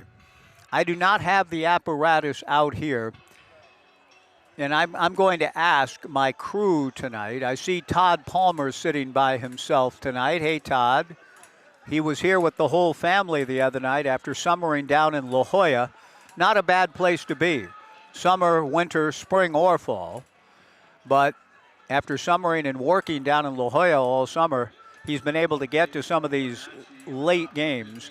But I'm going to ask my crew tonight, and that means Brian, if you can ask the analytics crew, Will Rodriguez, Tyler Rock, Hunter McRobbie, Dominic White, all working here tonight again in the press box. How many pitches now for Novacek, please? I'd be interested to know what that number is, because it has been, the Raptors have done a good job to get him deep into counts. Zach Wattis takes low and away, ball one. Can you check on that for me, please, Brian? Wattis has been up twice and struck out twice. Braden Orem at first base, one out. 3-0 Knights in the fifth. The 1-0 pitch, a strike, and the count 1-1. Brian, did you hear me on that request? And if you get a number on it, please just say it in my ear. Okay, this will be his 94th pitch right here. That's a lot in the fifth inning. Novacek ready, the 1-1 pitch outside, ball two, 2-1. So while the Knights lead it 3-0, the pitch count climbing, and that's been good on the Raptors all night long. Even though they haven't scored, you keep elevating the count. Eventually, you feel like you're going to get something that's hittable. Wattis takes inside, ball 3-1.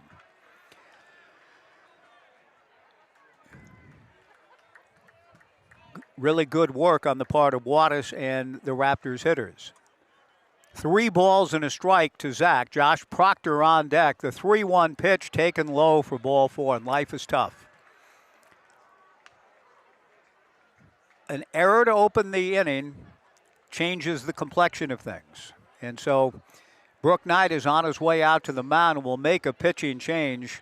Novacek up to in 97 pitches. That's a lot. It's one of the higher figures of this 2026 season for any Knights pitcher. And he should come out to a well-deserved ovation, and he does. Colin Novacek coming out. Knights fans on their feet.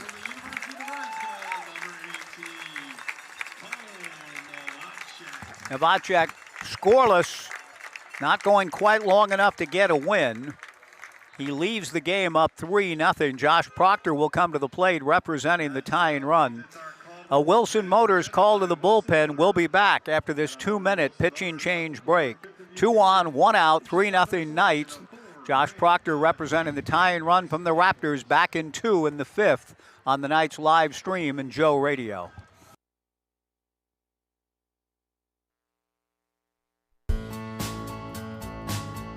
No matter what team you're on, no matter where you explore, there's a Richardson for you. We don't just give you our word. We give you our name. We started over 50 years ago as a hometown sporting goods business with a particular devotion to America's pastime. As we grew, so did demand for our products, both on and off the field of play. Today, we serve teams, brands, and businesses. And we've earned our reputation as the best. We did it through our devotion to our craft and our customers. We've built our business on the spirit of competition and the thrill of adventure. With a relentless focus on details, and an enduring commitment to quality in every stitch. We've set a high bar for ourselves because you've made our team part of your team. And your team deserves the best.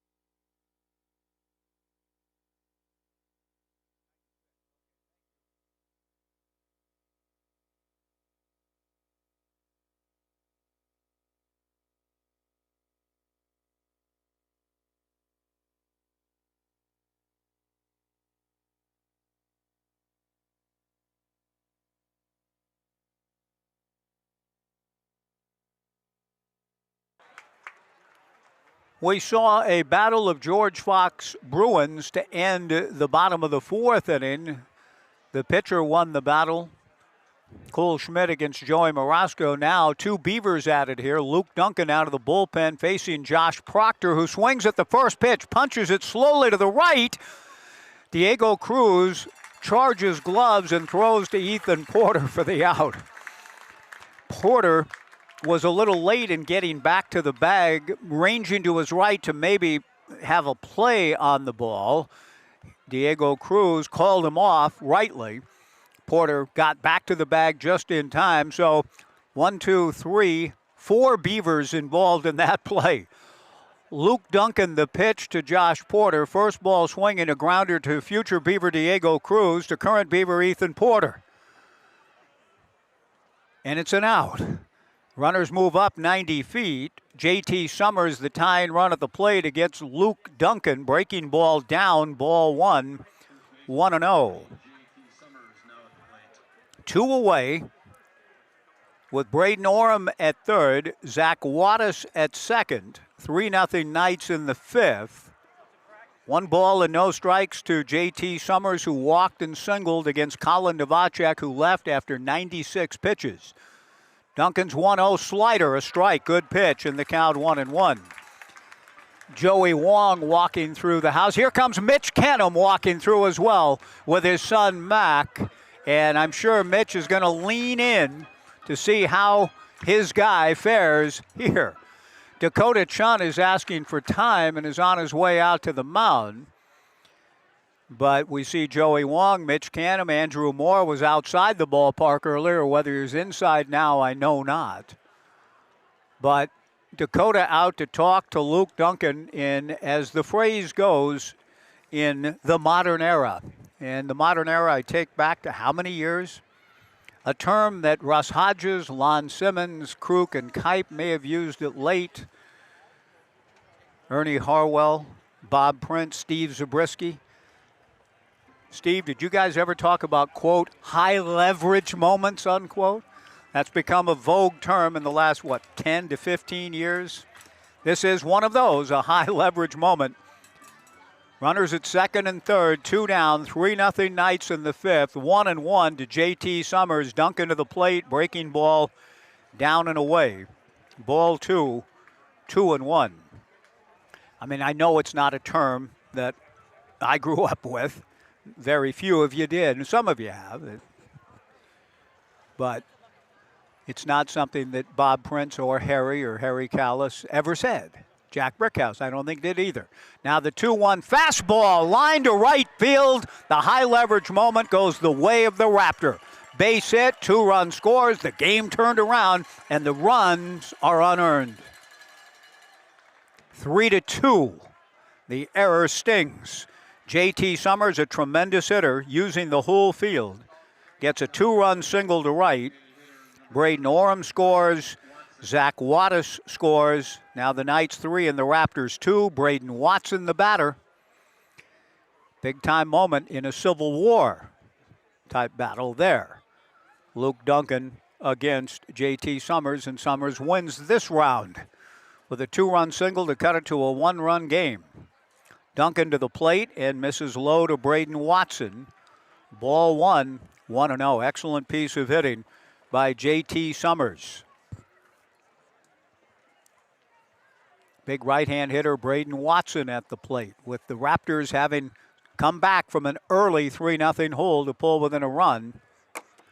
Duncan's 1-0 pitch misses again for ball two, 2-0. Braden Watson, a very dangerous hitter as well. They've got some real pop in the middle of the lineup with Proctor, Summers, and Watson. And good productivity at the top with Strutt and Wattis. The 2-0 pitch is lined into left field. Base hit. Kellen Siegel plays it on a hop. The tying run now at second base, represented by J.T. Summers. J.P. Acosta, who has singled sharply and been aboard on a sacrifice on which the Knights committed an error, comes to the plate now. The Raptors against the Pickles were nothing if not resilient. Coming back from a variety of deficits, kept scratching and clawing back, and they've done so early. The Knights look like early they might have today one of those big nights, take control early, cruise home to victory. Not the case. It was 3-0 after one. We're in the fifth. It's 3-2. Duncan's first pitch just missing to J.P. Acosta for ball one, 1-0. Luke was a guest on the pregame show a couple of days back and talked about the biggest thing he's been working on is command of the zone, not trying to give in on free passes. The 1-0 pitch on the way, slice foul down the left field side and well out of play. That evens the count at 1-1. 3-2 Knights in the top of the fifth inning. J.T. Summers at second, Braden Watson at first. The left-hand hitting J.P. Acosta at the plate, 2 down. Luke kicks and comes back with a 1-1 pitch. Down and in, ball two, 2-1. Nate Stuyvesant on deck. J.T. Summers, a 2-out, 2-run single, getting his lead from second. Braden Watson from first. They have been outstanding hitters down the stretch of the season for Ridgefield and have come through here in the fifth. The 2-1 pitch hit foul off to the left and out of play. That evens the count to J.P. Acosta, 2 balls and 2 strikes. Knights baseball brought to you by Chris Scariano, financial advisor in downtown Albany. He's been working for over 25 years with individuals, small and large businesses. Chris Scariano, financial advisor, proud sponsor of the Knights, located in downtown Albany. 2 balls, 2 strikes, 2 on, 2 out, 2 in. Time called by the left-hand hitting J.P. Acosta. Granted it by home plate umpire Thomas Glynn. Acosta backs out. This big crowd, which was really into it in that first inning, has kind of quieted down in the pensiveness of this troublesome fifth. Luke Duncan tried to at least keep the Knights in the lead with a count of 2-2 to the left-hand hitting J.P. Acosta. Now the fans picking up the noise, trying to help Duncan get through and keep the lead. The 2-2 pitch, he tried to check his swing, but he goes around on the breaking ball. Strike 3 to retire the side. However, the Raptors do excellent work. They elevated the pitch count all night long, and it finally seemed to pay dividends in the fifth. They break through. The runs are unearned for what it's worth, but they count just as much as the earnings do. 2 runs, 2 hits, an error, 2 left. And at the end of 4.5, the Knights 3, the Raptors 2, back in 90 on the Knights live stream and Joe Radio.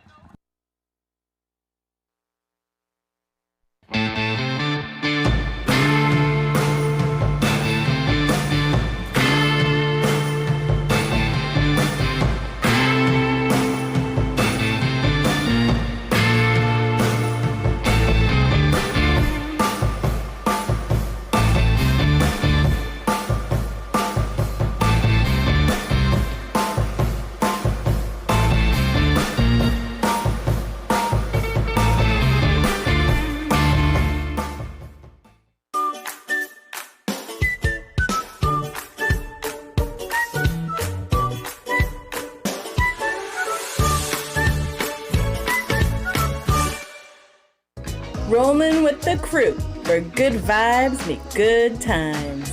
Retro keys, vintage vibes, unlock your next adventure.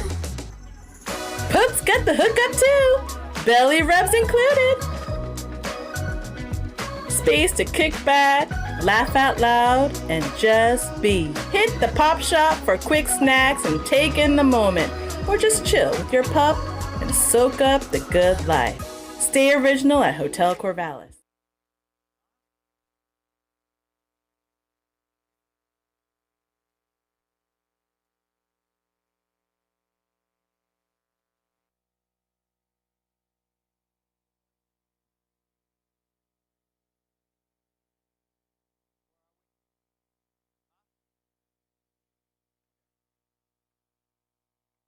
Din at Goss Stadium at Coleman Field. I couldn't hear Brian Thomas. He said, we're good to go. So here we go. 3-2 Knights, bottom of the fifth. Cole Schmidt delivers a breaking ball strike to Diego Cruz. 0-1 the count. Diego singled to center, stole a base, and scored one of 3 runs the Knights put up in the first inning. They haven't scored since, and Ridgefield coming back to within a run. Diego Cruz swings at the 0-1 pitch and grounds it into right field. Base hit. Maverick Russell, the batter. Diego Cruz, with his second hit, is a base running threat, certainly. And Maverick Russell, as well as he's been swinging, Brooke Knight has a decision to make here. My guess is he will give Diego a chance to swipe a bag and then allow Maverick to hit away, rather than just give Maverick's bat up right here, right now. We'll see. 3-2, Maverick not bunting and Diego not going, and the first pitch a strike and the count 0-1. So, again, Maverick's a good enough hitter with good bat control that he could, in theory, take another pitch and give Diego a chance to swipe another bag. Cole Schmidt comes set. Diego getting a decent lead and extending it out and draws a throw and scrambles back. Diego looks runnerish here. No balls and a strike. Bottom of the fifth, 3-2 Knights. Maverick hit by a pitch and scored in the first. Tried to bunt and was thrown out in the third. Schmidt set. Another throw to first, and Diego again back to the bag. The Knights with 3 runs in the first inning, and Declan Francis, to his great credit, after those 3 runs, and in fact, he wasn't hit around. I mean, the 2 runs scored on a bloop single, bloop double to right by Severns. Maverick now gets the bunt down. Coming off the field is Cole Schmidt. He throws to first, and he nearly pulled the foot of the first baseman, J.T. Summers. But the out recorded, Maverick Russell gets the job done with the sacrifice. Diego Cruz into second. Cole Schmidt's throw nearly pulled J.T. Summers off the bag, and my new friend Craig Chapman over here to my left, in fact, you might have heard him yell a little bit, almost Eucharesque. He missed the tag, he missed the tag, he pulled his foot was the utterance from Mr. Chapman. Maverick Russell gets the job done. The sacrifice recorded 1-3. Ethan Porter, the batter. Ethan tripled in his last at-bat. Looks at a breaking ball in the turf. Ball 1, 1-0. 3-2 Knights. Bottom of the fifth inning. Diego Cruz at second with 1 out. Ethan walked and scored in the first inning. A really good at-bat. He went from 0-2 to ball 4 and ended up scoring a run. Now trying to drive in a run. He's the Knights' RBI leader. Diego Cruz at second. Bluffs his way to third. Porter drills it down the left field line in the corner. The ball goes off the base of the fence. Cruz will score easily. The ball comes back in toward the infield. Chased down by Proctor. Porter into second with a double. The Knights lead it 4-2.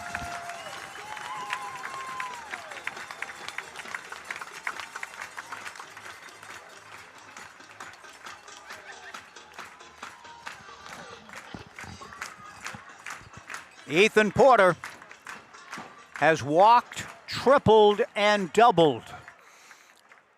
He's now in scoring position.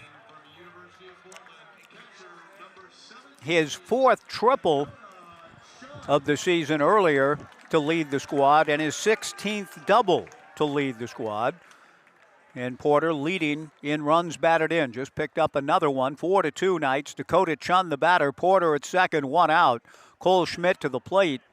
And the first pitch misses a little bit high, ball one. Dakota has struck out and grounded to short. 4-2 Knights in the bottom of the fifth inning.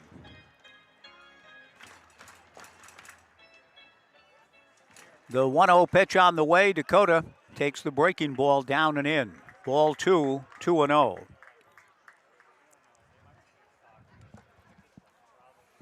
Ryan Severns, the on-deck hitter.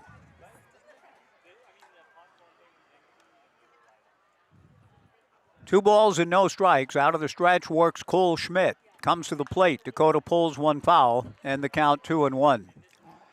Sydney, the architect of MLBeeves.com, here with her mother, Vicky, tonight. Vicky in charge of all the merch and everything else available at MLBeeves.com. I need to ask a question of the brain trust of MLBeeves.com. How did the Mariners do? They lost? Oh, they lost? That's real surprising. The pitch to Chun pulled foul in the count 2-1. I'll get some details here in a moment. They were opening a road trip at Yankee Stadium. The 2-1 breaking ball is up. Ball three to Dakota. What was the score, Sydney? 4-1. 4-1. Okay, thank you. Boy, talk about a terrible attack. Just one of the worst offensive seasons one can imagine that the Mariners are experiencing this year.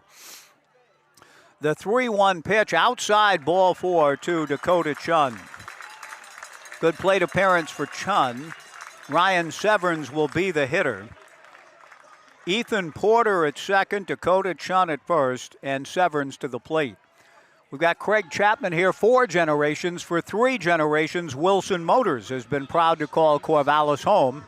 Since 1940, the Wilson family has helped local families, students, and businesses find the right vehicle while supporting the community along the way. It's a fair bet, I would say, that the Chapman family at some point has got a vehicle at Wilson Motors. Ryan Severns takes just outside, ball one. Well, whether or not they have, you know that Wilson Motors, since 1940, has supported our community, and they've been a big sponsor of the Knights over the years since the Knights moved here for the summer of 2007. The 2026 Knights lead the South Division Championship game 4-2 in the bottom of the fifth. The 1-0 pitch to Severns hit high and foul and off the facade of Dixon Rec to my right. That evens the count to Ryan at 1-1. Once again, our thanks to Wilson Motors for their sponsorship of Knights baseball again in the summer of 2026. 1-1 the count, 4-2 Knights in the fifth. Ethan Porter at second, Dakota Chun at first. Breaking ball outside from Cole Schmidt. Ball two, 2-1. Severns a bloop, 2-run double in the first, struck out in the third. 4-2 Knights in the bottom of the fifth. The winner of this ballgame looks as though they'll be making a trip to Wenatchee. The Apple Sox with a big lead on Bellingham in the middle innings. Severns a drive to deep left center. Back goes Strott to the track, to the fence, and the ball is off the base of the fence in left center field. Porter scores, and to third base goes Dakota Chun. Severns into second with a double. The Knights lead it 5-2.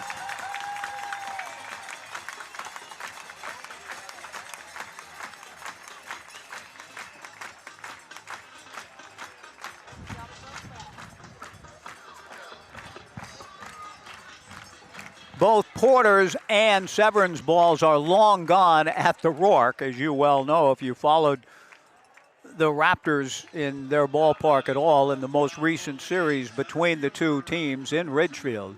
Here, they stay in the yard, but both so powerfully hit that they carry over the outfielders Ben Strutt and Josh Proctor. 2 doubles in the inning. Porter an RBI double. Severns now with 3 RBIs and 2 doubles on the night. Safety squeeze is on with Max Medina with Dakota Chun at third. 1 out. Ryan Severns at second. Medina bunts and bunts foul. 0-1 the count. 5-2 Knights in the bottom of the 5th inning. The Raptors pull their infield in. 0-1 to Max, who has an RBI ground out and a single to left. He was bunting on the first pitch, not bunting here. Takes high on the off-speed pitch, ball 1, 1-1.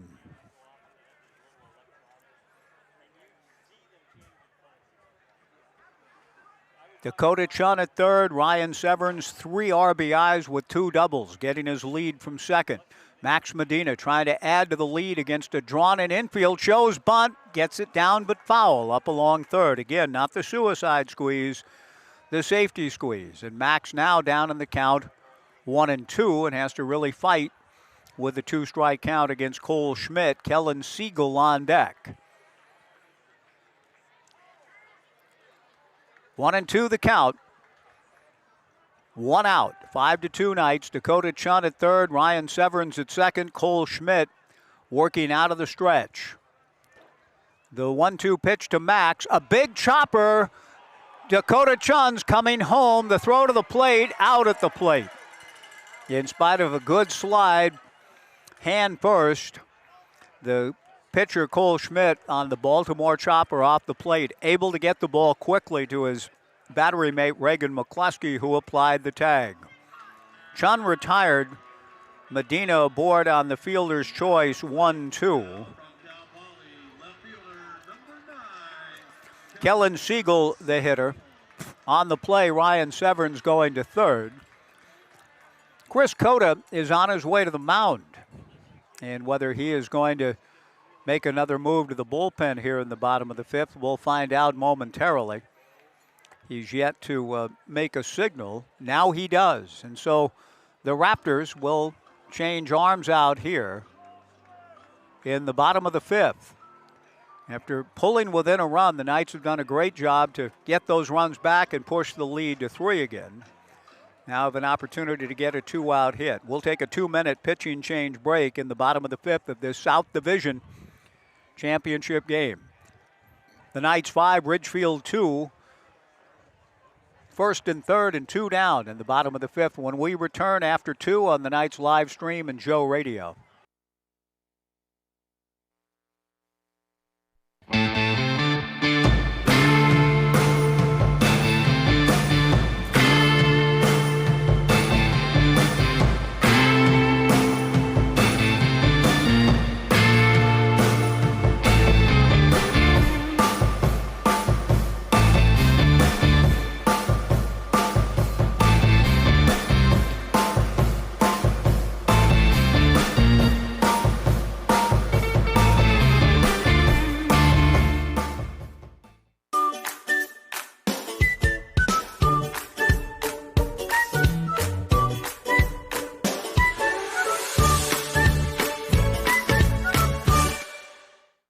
Rolling with the crew, where good vibes meet good times. Retro keys, vintage vibes, unlock your next adventure. Poop's got the hookup too, belly rubs included. Space to kick back, laugh out loud, and just be. Hit the pop shop for quick snacks and take in the moment, or just chill with your pup and soak up the good life. Stay original at Hotel Corvallis.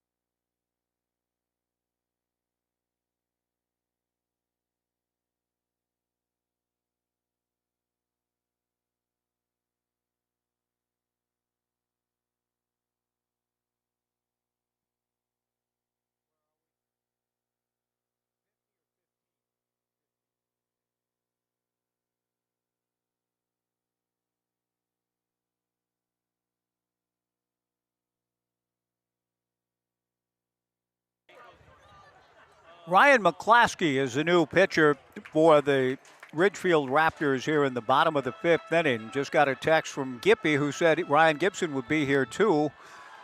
Hobbling a little bit. I don't know if it's an injured foot or what. Gippy, the runners go. A move The runner goes. Severn's bluff coming down the line from third. Max Medina gets into second with a steal. Kellen Siegel, the batter, against McClaskey, with the Knights trying to add to the 5-2 lead. Gippy not here. I mentioned all the other coaches who were at the ballpark. Gippy wanted to be here, but ailing a little bit. Ryan, I hope you feel better soon. Thanks for watching and listening tonight. Good ball game. The Knights leading 5-2. Gippy, I'm going to ask you a question live on the air. Are you going to B.G. Gould's 75th on Saturday? I'm venturing down to Medford to honor the de facto mayor of Medford, B.G. Gould, Saturday at South Medford High School. The pitch to Kellen, fastball just inside from McClaskey. Ball 2, 2-1 to Kellen Siegel.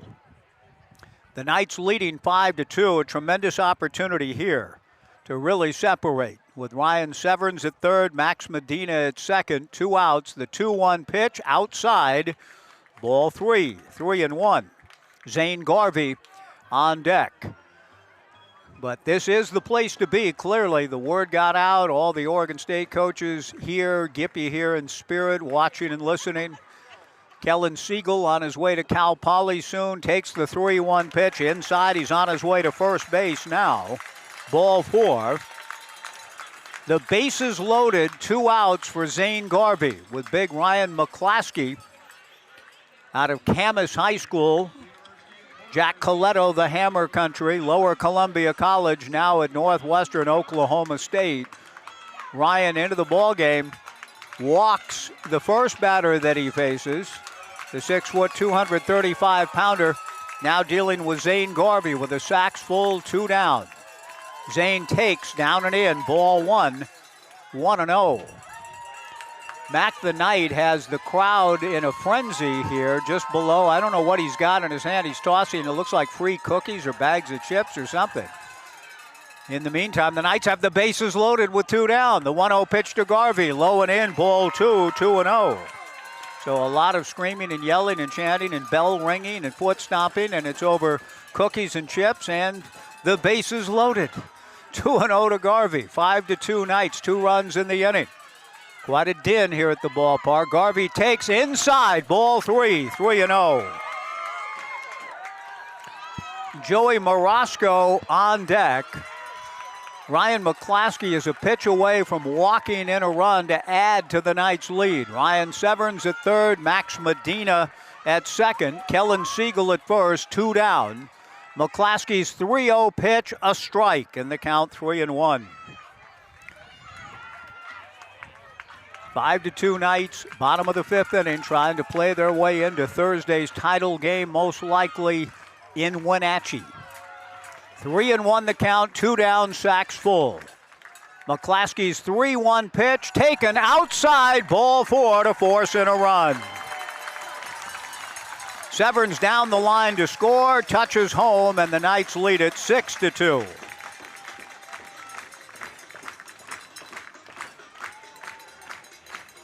Back-to-back walks for Ryan McClaskey out of the Ridgefield bullpen.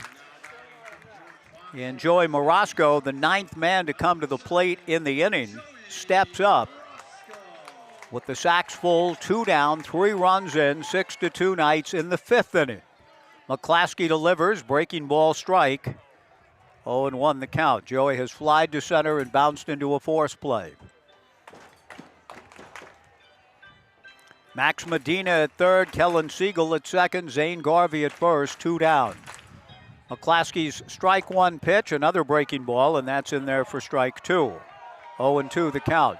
Joey felt the pitch was outside, and he's not alone. He's got a few backers behind the plate. No balls and 2 strikes. Catcher Reagan McCluskey asks for time and is striding very slowly. And I'm not sure a man can go much slower than that as he walks out. Walk is maybe an exaggeration. Very slow pace from McCluskey out to the hill for a chat with McClaskey. The odds of Ryan McClaskey and Reagan McCluskey being a battery, long, but they are for Ridgefield. Ryan McClaskey has visited with Reagan McCluskey, who comes back to the plate, a little bit more tempo coming back. No balls and 2 strikes to Joey Morosco with 2 down. A little surprising time for the visit, given that McClaskey was up in the count 0-2. The strike 2 pitch hit foul just over my head and into Urchin Alley. Usually I get a chance at a ball a couple of times this summer. I've caught a couple over the years here, dropped 1 or 2 as well. That was one of the closer ones of the year, but it sailed on by. 0-2, 2 down to Joey, sacks full. Strike 2 pitch is swung on and missed, strike 3. The Knights leave 3, but they get 3, and they have their biggest lead of the night as we go to the 6th. At the end of 5 full innings, it's the Knights 6 and Ridgefield 2. Luke Duncan back to the hill with a 4-run lead to the 6th. 6-2 Knights back in 90 on the Knights live stream and Joe Radio. At Eugene Airport, we want to say thank you. Thank you to our community for choosing us to connect you to many destinations, other cultures, your families, and friends. Thank you to our dedicated and professional staff for ensuring the airport experience is excellent. And thank you to local residents and businesses for making us who we are. We are proud to serve you, our region, and beyond. Together, we continue to grow and thrive. Thank you for flying local and for flying EUG.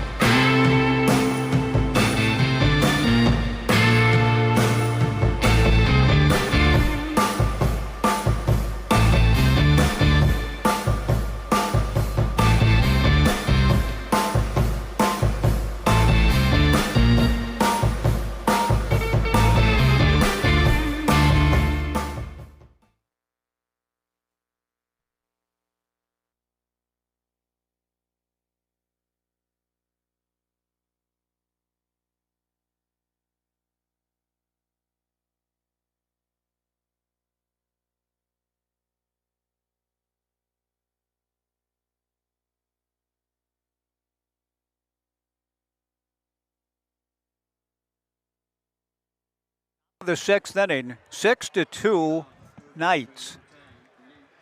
Nate Stuyvesant will lead things off for Ridgefield against Knights right-hander Luke Duncan, who works from the stretch with nobody on, comes to the plate. Fastball grounded, foul.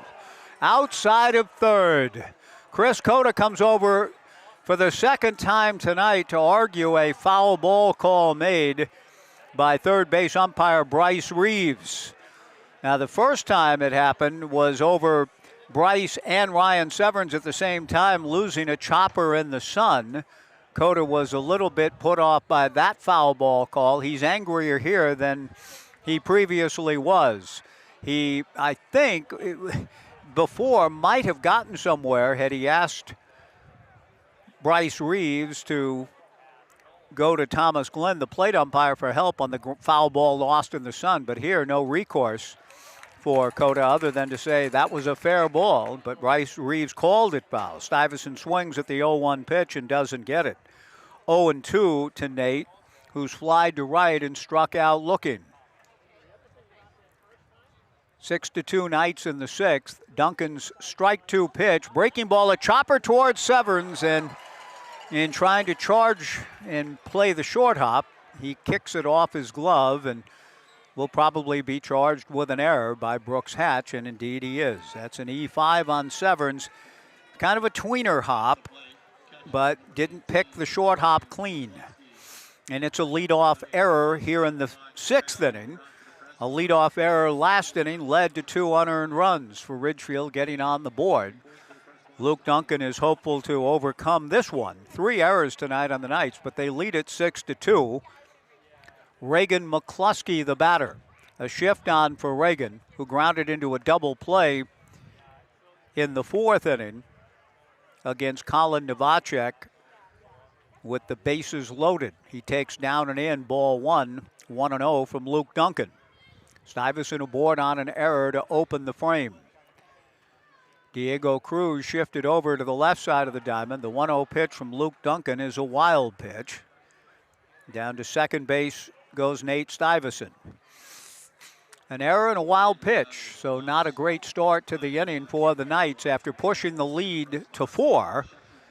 They, in a sense, opened the door for Ridgefield immediately to try to draw closer again. 2 balls and no strikes, meanwhile, to Reagan McCluskey. Braden Orem on deck. Luke wants to talk to his battery mate, Dakota Chun. As I'm sure all of the Oregon State coaches who are here and watching and viewing tonight would attest to, this is an outstanding young man in Luke Duncan. I was so impressed with sitting down with him the other day. And a good arm, too. Really good stuff. As Brooke Knight and Bo Kearns have said, they believe that Luke is going to help a good deal for Andrew Moore, the new pitching coach, and the Beavers club next spring. I think this guy, they believe Luke's going to be right in the mix. The biggest thing that Luke himself said is command the strike zone. And he is behind here, 2 balls and no strikes to Reagan McCluskey, with Nate Stuyvesant at second base, nobody out. 6-2 Knights in the 6th inning. The 2-0 pitch is low for ball 3, 3-0. Braden Orem, the on-deck hitter. Nothing taken for granted at all by the Knights, and I can tell by the way their fans are kind of watching with a degree of anxiousness that they're not taking anything for granted either. Good crowd on hand on this Tuesday night for the South Division title, and Luke Duncan kind of adds to that pensiveness with a 3-0 pitch for ball 4, not close. Wasn't close on any of those 4 pitches. So the door open to Ridgefield to come right back again. It's up to Luke and the Knights to find a way to keep that door shut, because certainly in the form of an error, a wild pitch, and a walk, the Raptors looking at an opportunity to draw closer just as they did last inning to within a run. The Knights pushed it back out to 6-2, but here come the Raptors, 2 on, nobody out for Braden Orem. With nobody out, the right-hander Luke Duncan comes set. Orem takes low, ball 1, 1-0.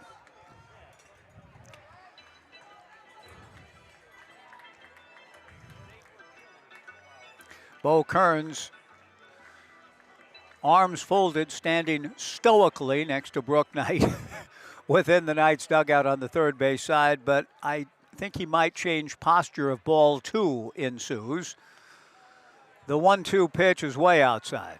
And yeah, the arm's no longer folded. Bo is looking to Brooke. Do you want me to go out now?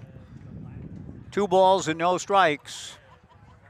The answer is not yet, evidently, but Luke's got to find the zone here soon. 2 balls and no strikes, 2 on, nobody out. 6-2 Knights in the 5th.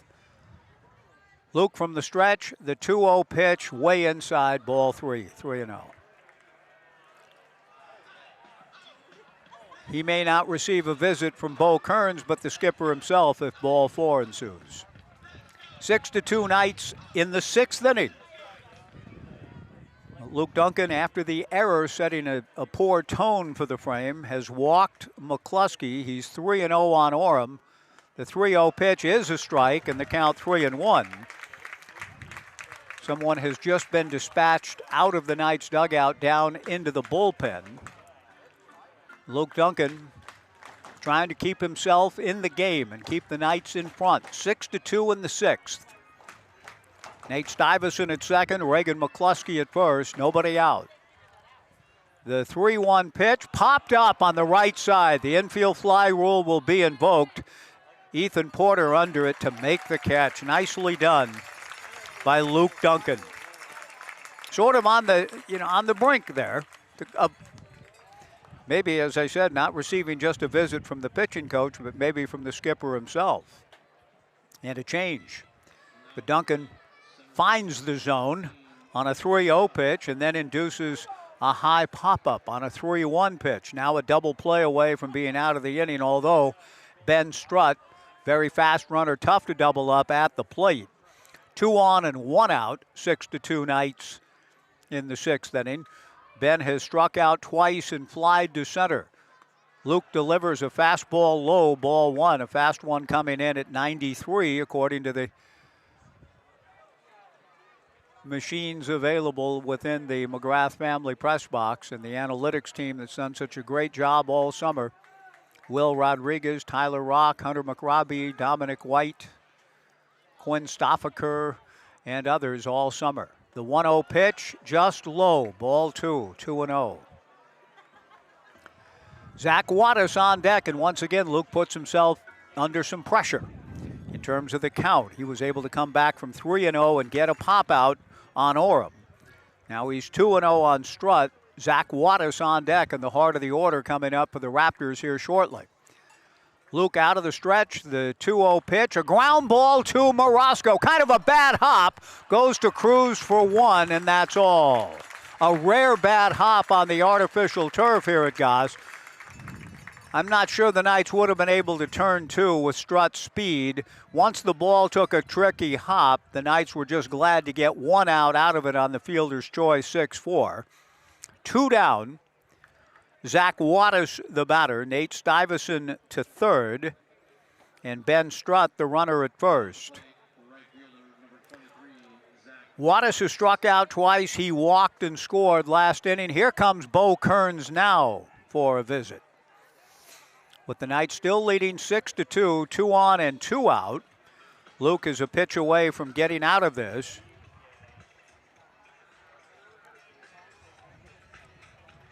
He receives a visit now from pitching coach Bo Kearns. Some activity has begun in the Knights bullpen. If you're bringing family and friends to Corvallis or yourself, we encourage you to consider staying at Hotel Corvallis. It's a total home run located in the heart of downtown. You can experience their famously comfortable beds, retro boutique rooms, and their genuinely friendly service. Hotel Corvallis, the perfect launch pad for Knights games, Beaver games, campus visits, downtown adventures, and everything in between. Book direct with hotelcorvallis.com. Bo Kearns heads back into the dugout. First and third, 2 down in this South Division title game in the top of the 6th. Luke Duncan trying to keep the Knights in front, 6-2, delivers to Wattis. First pitch, fastball for a strike. Well located on the outer half. 0-1 the count.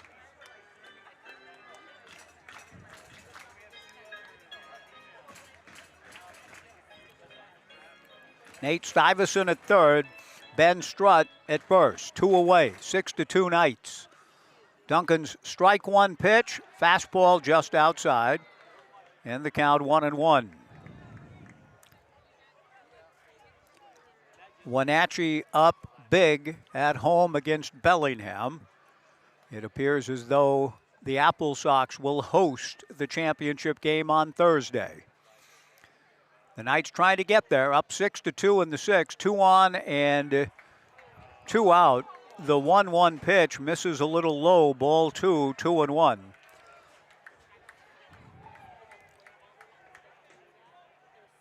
Luke was ahead 0-2 to open the inning, and then the error ensued that has put pressure on throughout. Trying to get through it, ahead of, behind the count, 2-1. Luke to the plate, ball 3, 3-1. Josh Proctor on deck. 3 balls and a strike to Zach Wattis out of Chandler, Arizona, by way of Central Arizona. On to LMU now. 3-1 the count. Time called just as Luke Duncan was ready to come to the plate. Time called and granted by the home plate umpire Thomas Glynn to Zach Wattis. A little gamesmanship, it appeared there, in terms of Zach asking for the time. Chris Coda's coming down the line from third to converse with home plate umpire Thomas Glynn about something. I don't believe Glynn assessed a strike against Wattis there. Maybe he did. and that the request for time was not soon enough. I'm not sure why Cota would have any issue here. The only thing I can think of is that Coach Cota's not happy about perhaps home plate umpire Thomas Glenn assessing a strike.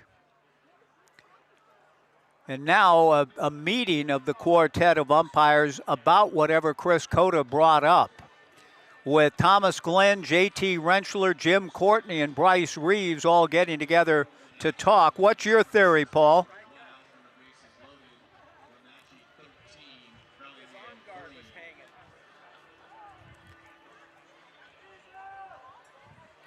Paul says that maybe the hitter, Zach Wattis's arm guard was hanging down. That's why he called timeout, to kind of get his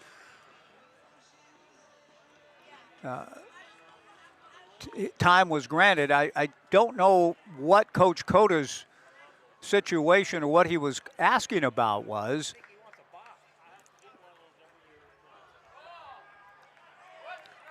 Three balls and a strike, and nothing changes. It's 3-1. So a very strange sequence here. Luke Duncan with another 3-1 pitch coming with 2 on and 2 out. Delivers ball 4 to load the bases. So does he get to finish the inning? We'll see. Bases loaded, 2 down. Josh Proctor, the batter. A beaver on beaver situation here. Duncan came into the game last inning and got Proctor to swing at the first pitch and ground out. Duncan will get to face his future teammate with the bases loaded, 2 down. Proctor representing the tying run as he stands in. Luke from the stretch delivers a breaking ball off the mitt, way outside. Dakota Chun keeps the ball close enough, and holding at third base, Nate Stuyvesant. 1-0 the count, a pretty important pitch right here for Luke. Walking 2 in the inning. Does not want to go 2-0 to Proctor and give Big Josh a chance to sit fastball and drive one. Slight breezes blowing to left. Proctor with tremendous power. The 1-0 pitch is low. Ball 2, 2-0. 2 balls and no strikes, so Luke's got to find it again. Try to find the zone. Keep the Knights lead at 6-2, but it feels very tenuous at best at this moment. Nate Stuyvesant at third base. Reagan McCluskey at second. Zach Wattis at first, 2 down. Josh takes down and in. Ball 3, 3-0.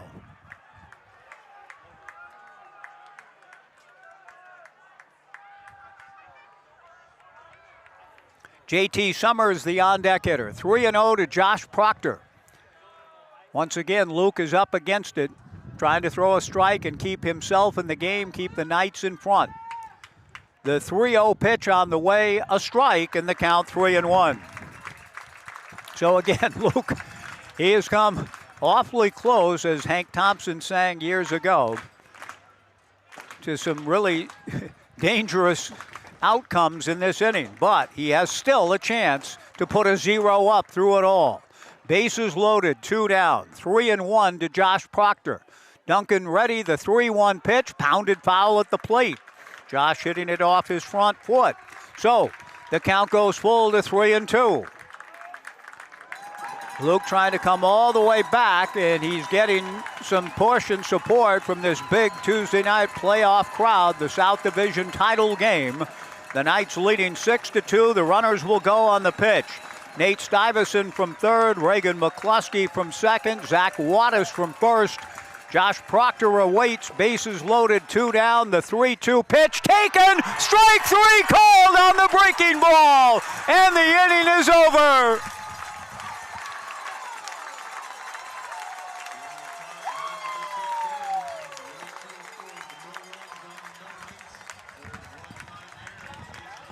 Josh Proctor jumped around a little bit after the call, but as much as I love Josh, I'm not sure that I think Duncan got through a strike. Good breaking ball. Proctor thought the pitch was perhaps up and away. Maybe it was a little of both, but it was close enough with 2 strikes.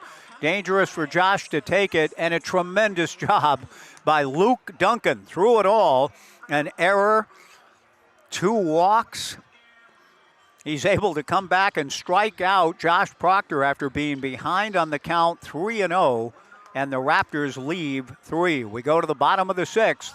It's still the Knights 6 and the Raptors 2 back in 90 on the live stream and Joe Radio.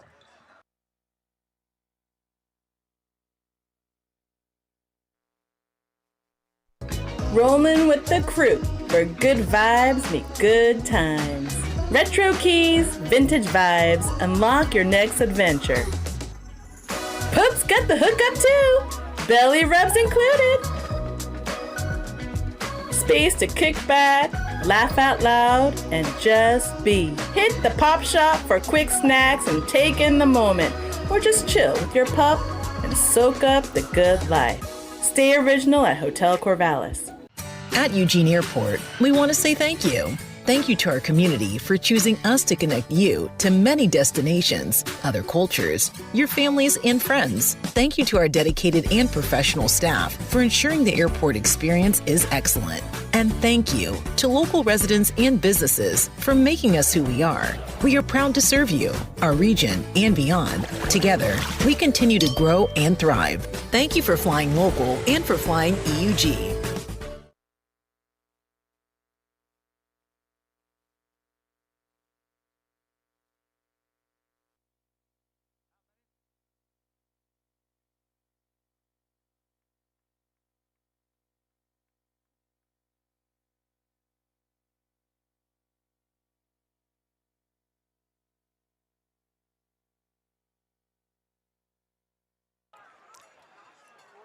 Somehow, some way, still 6-2 Knights to the bottom of the 6th. Great work by Luke Duncan.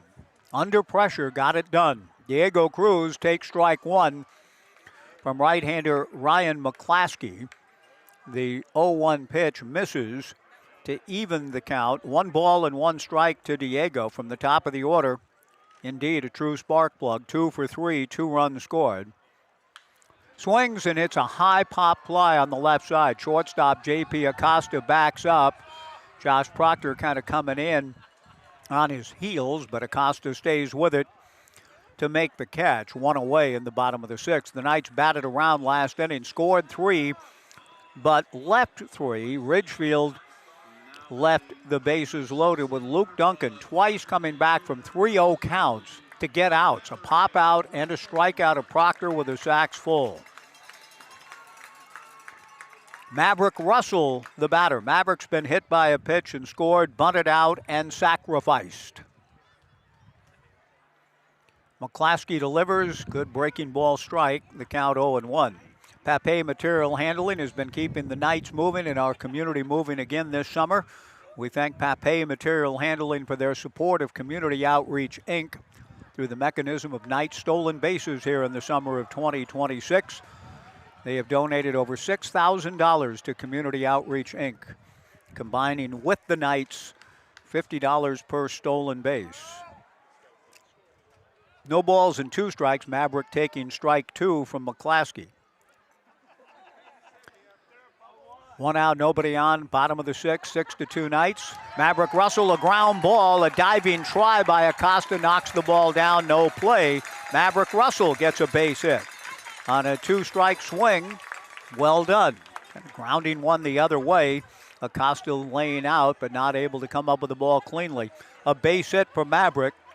Ethan Porter, the hitter. Ethan's had a really good ball game.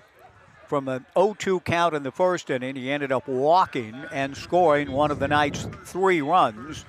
He tripled in the 3rd, doubled in the 5th last inning, driving in a run and scored a run. A 1-out single from Maverick Russell. Ethan Porter, another base hit. A line drive into center field, played on a couple of hops by Ben Strutt. And Ethan Porter, 3/4 of the way to the cycle. We'll see if he can perhaps get there with a big blow later. But he has triple, doubled, and singled. He's 3 for 3, stands at first base. Maverick Russell stopping at second. Dakota Chun, the batter. 6-2 Knights in the bottom of the 6th.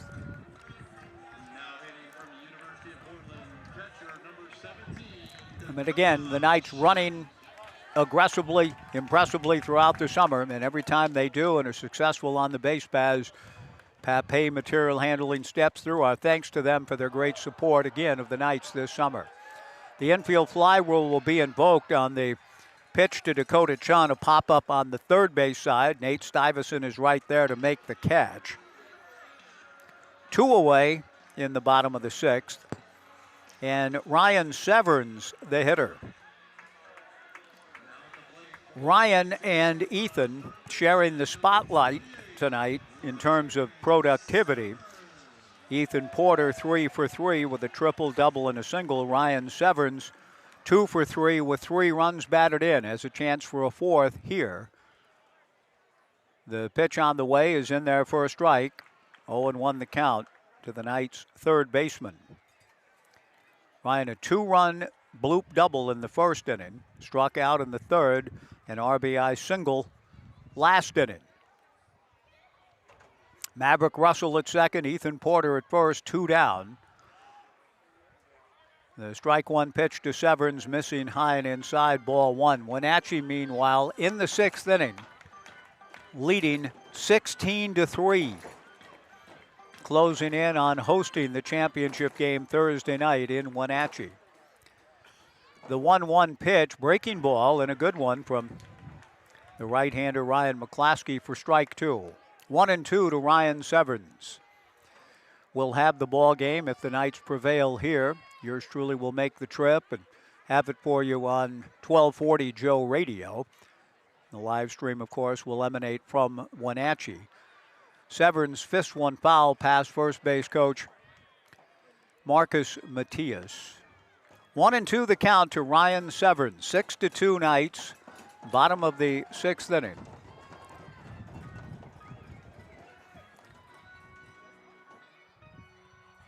Maverick Russell getting his lead from second. Ethan Porter from first.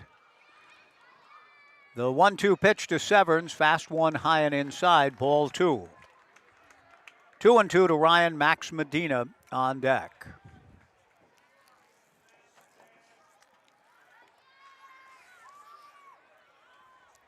Ryan McClaskey following Cole Schmidt and Declan Francis in this ballgame. The 2-2 pitch on the way. Breaking ball up. Ball 3. 3-2. So, Maverick Russell and Ethan Porter have the advantage of taking off on the pitch.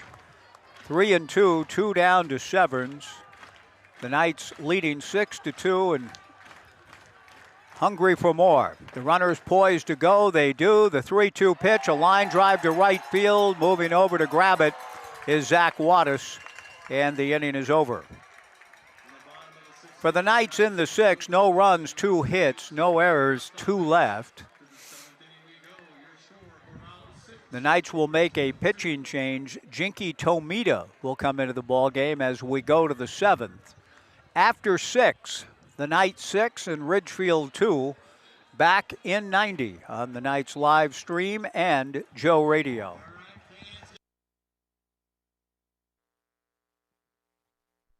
Welcome. We're looking to switch and heard about OCCU. In 20 words, what makes OCCU different? OCCU has free interest earning checking, high yield savings, and a community focus. That's only 11. We're the credit union with duck and beaver cards. Sounds like OCCU has a lot to offer. OCCU has been around for 70 years. We've learned a thing or two. Switch to OCCU. Apply online at myoccu.org or at your local branch. Rolling with the crew, where good vibes meet good times.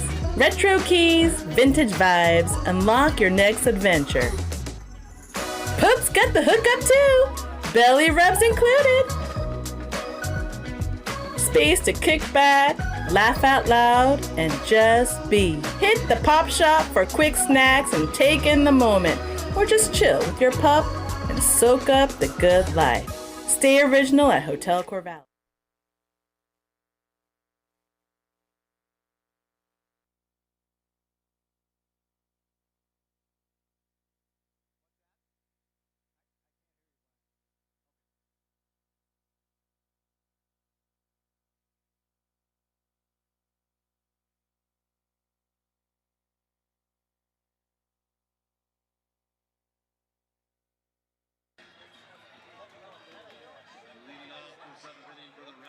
Through 6 innings at Goss Stadium at Coleman Field, the Corvallis Knights 6 runs, 9 hits, and 3 errors. Ridgefield 2 runs, 6 hits, and no errors. J.T. Summers to lead things off against Jinky Tomita out of Grant High School and en route to Feather River College. Jinky's first pitch to Summers, breaking ball strike. 0-1 the count. Heard a reference to Feather River Canyon in an old country tune by Red Simpson. Yeah, roll truck roll, Feather River Canyon. The strike one, breaking ball, a 2-hopper to short. Joey Morosco plays kind of a tricky hop and then throws to first for the out. Good job by Joey. A couple of times tonight, bounding balls, as the old cowboy Kurt Gowdy would say, have bounded strangely. One away. Braden Watson, the batter. Jinky Tomita will be going to a very good JC. He's had a good summer with the Knights, and congratulations to Jinky coming out of Grant High School with an opportunity to keep his college baseball career going. And he's got a pretty lively arm. The right-hander delivers, misses up and in, ball 1-0 with a breaking ball to Braden, who has struck out, singled to left, and singled to left again. Braden 2 for 3. 6-2 Knights, top of the 7th inning. Tomita back to the plate. Fastball on the outside corner for a strike, and the count 1-1. Again, the speed computation in Ridgefield showed Jinky in the low 90s. This fastball here at 88.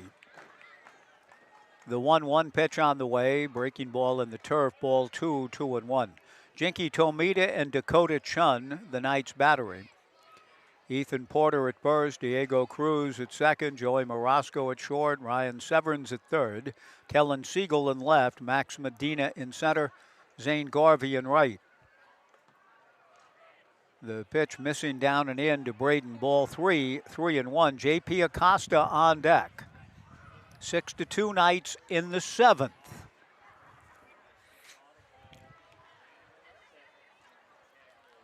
The Knights trying to play their way into the West Coast League title game for a 15th time. 3-1 pitch. Grounded into right field, base hit. I was about to talk about the defensive alignment for the Knights, that Diego Cruz had shifted way over to his right, leaving the 4-hole completely open. And a good hitter, Braden Watson, takes advantage of that. Hits behind the ball and goes the other way for his 3rd straight hit, singling to right field. J.P. Acosta, the batter, has a line drive base hit through the box, has sacrificed and struck out. Tomita from the stretch. First pitch is in the turf. Ball 1, 1-0.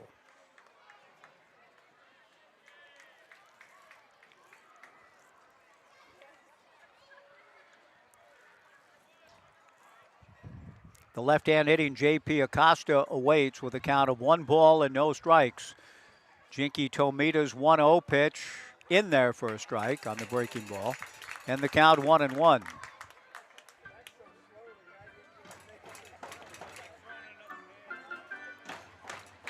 (17-3) Wenatchee in Wenatchee against Bellingham. So the Apple Sox will be, I'm sure, ready to go on Thursday night. A ground ball to Morosco. Shovels to Diego Cruz for 1, on to first for the double play.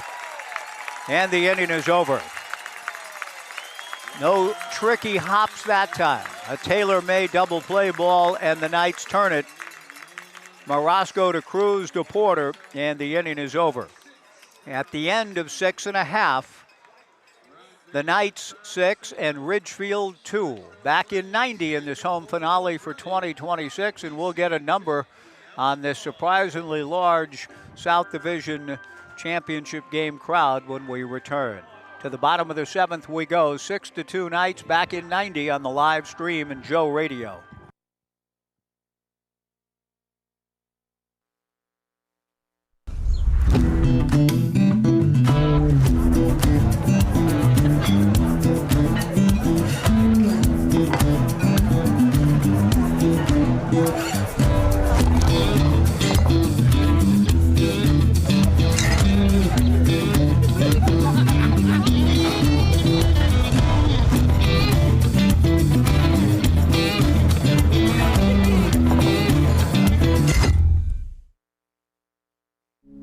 Welcome. We're looking to switch and heard about OCCU.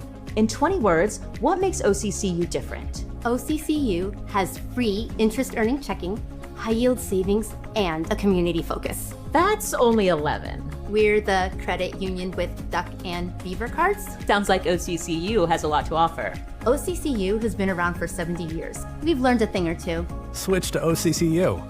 Apply online at myoccu.org or at your local branch.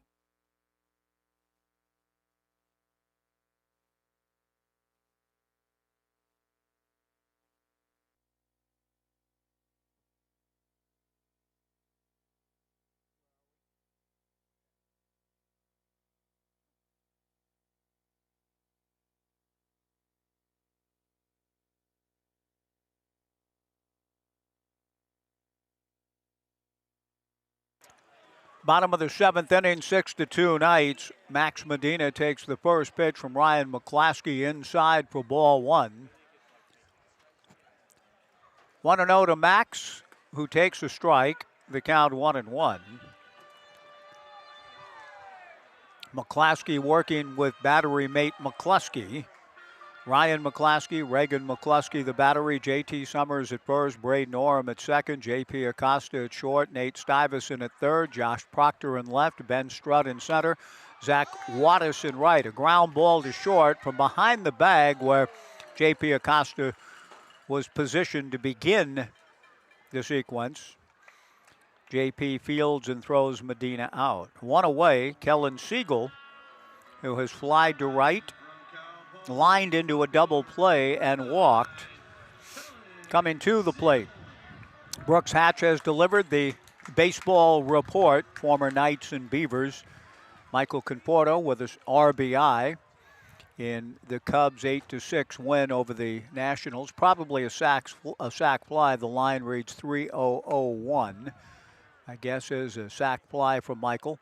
Adley in his debut, the former Knight and Beaver with the Red Sox, went 1 for 3 and drew 2 walks in a 5-3 loss for the Bo Sox in Toronto.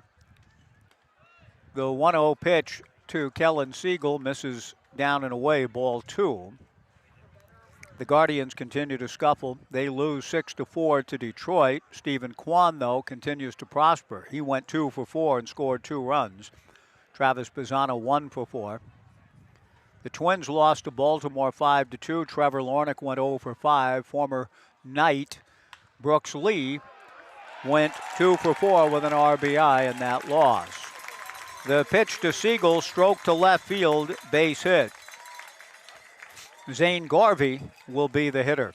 So thanks to Brooks again for keeping us apprised, along with Sidney Pointer, all summer long on the happenings of former Knights, and primarily, in Sidney's case, former Beavers, not only in the major leagues, but keeping us apprised of what's happening with the Beavers as they continue their professional journeys. And a note that Sidney passed along today, I was delighted to see Kevin Abel called up to AAA Louisville within the Cincinnati Reds organization, and that puts one of the great young men and certainly heroic pitchers in Oregon State history a step away now from the major leagues, and hope that Kevin gets that well-deserved opportunity. Zane Garvey takes high, ball 1. 6-2 Knights, bottom of the 7th. The one-out single for Siegel, who draws a throw, and Kellen gets back to the bag. Zane Garvey drew a bases-loaded walk in the 5th, accounting for the Knights' 6th run, with Ryan Severance coming down the line to score. Kellen hopping away from first. Garvey swings, and it's a line drive right at J.T. Summers, who steps on the bag for the double play to end the inning. We've seen 2 line drive double play outs that the Raptors have turned in. The Knights have a double play as well. So that's that for the Knights in the 7th, before a crowd of 1,272, one of the better playoff crowds I've ever seen. And the Knights have played 10 championship games in this ballpark. I don't remember quite a crowd of this size or energy. 1,272. We go to the 8th. The Knights 6, Ridgefield 2, back in 90 on the Knights live stream and Joe Radio.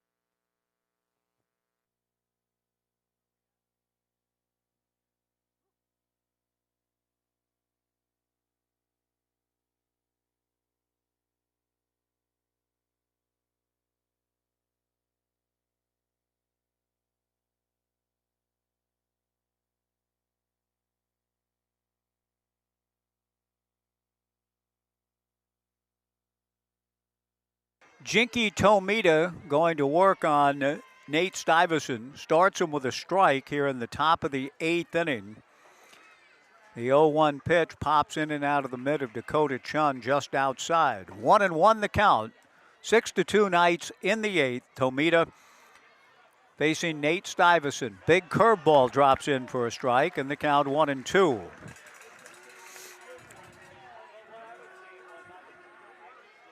The Knights have used Colin Novacek, Luke Duncan, and now Jinky Tomita. Lead at 6-2. Both runs for the Raptors unearned in the 4th. Fastball swung on and missed. Strike 3, or change, pardon me. Took it off, and Nate Stuyvesant goes down swinging. Good straight change from the right-hander Jinky Tomita to get the strikeout to open the top of the 8th inning. Reagan McCluskey, the catcher, the batter, has struck out, grounded into a double play and walked. The Knights have turned 2 double plays. I think I said 1. They've actually had 2 6-4-3 double play balls. The biggest one coming against McCluskey. A 2-hopper towards Diego Cruz playing on the left side. Diego's throw to first will not be in time. A base hit for McCluskey. Against a shift, McCluskey had grounded out into a bases-loaded double play back in the 4th inning. First ball swinging, gets an infield single here. And that'll bring to the plate Braden Oram. 6-2 Knights in the 8th.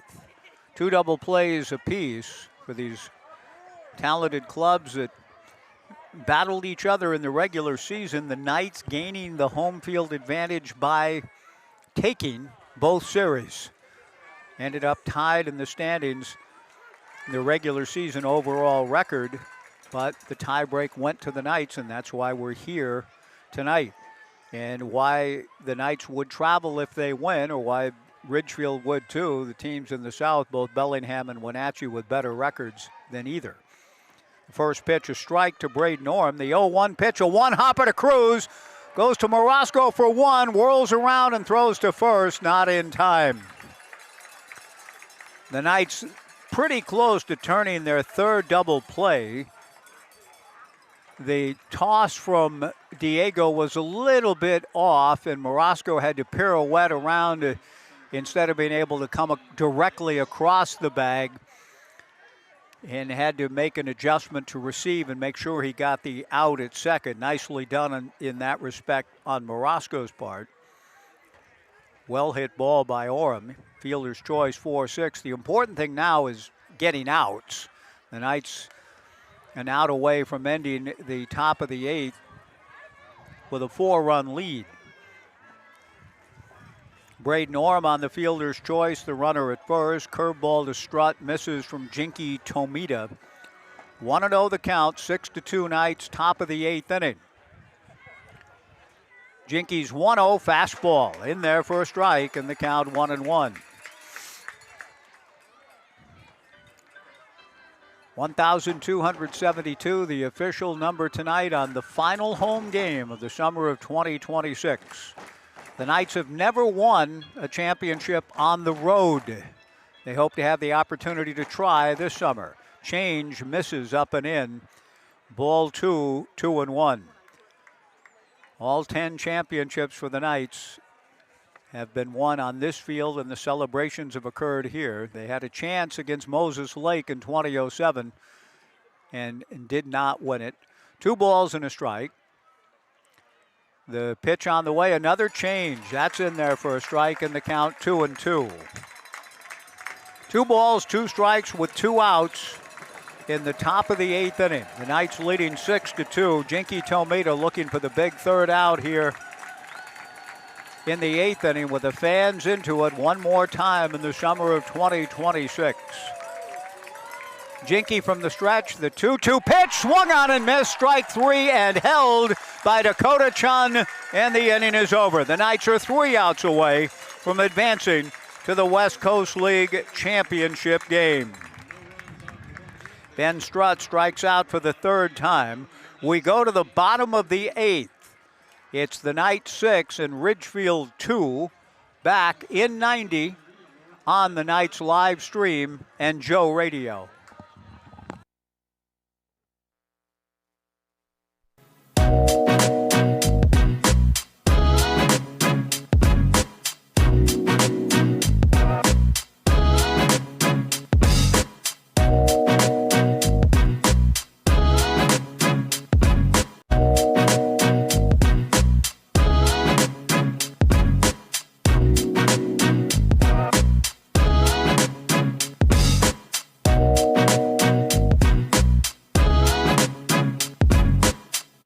Welcome. We're looking to switch and heard about OCCU.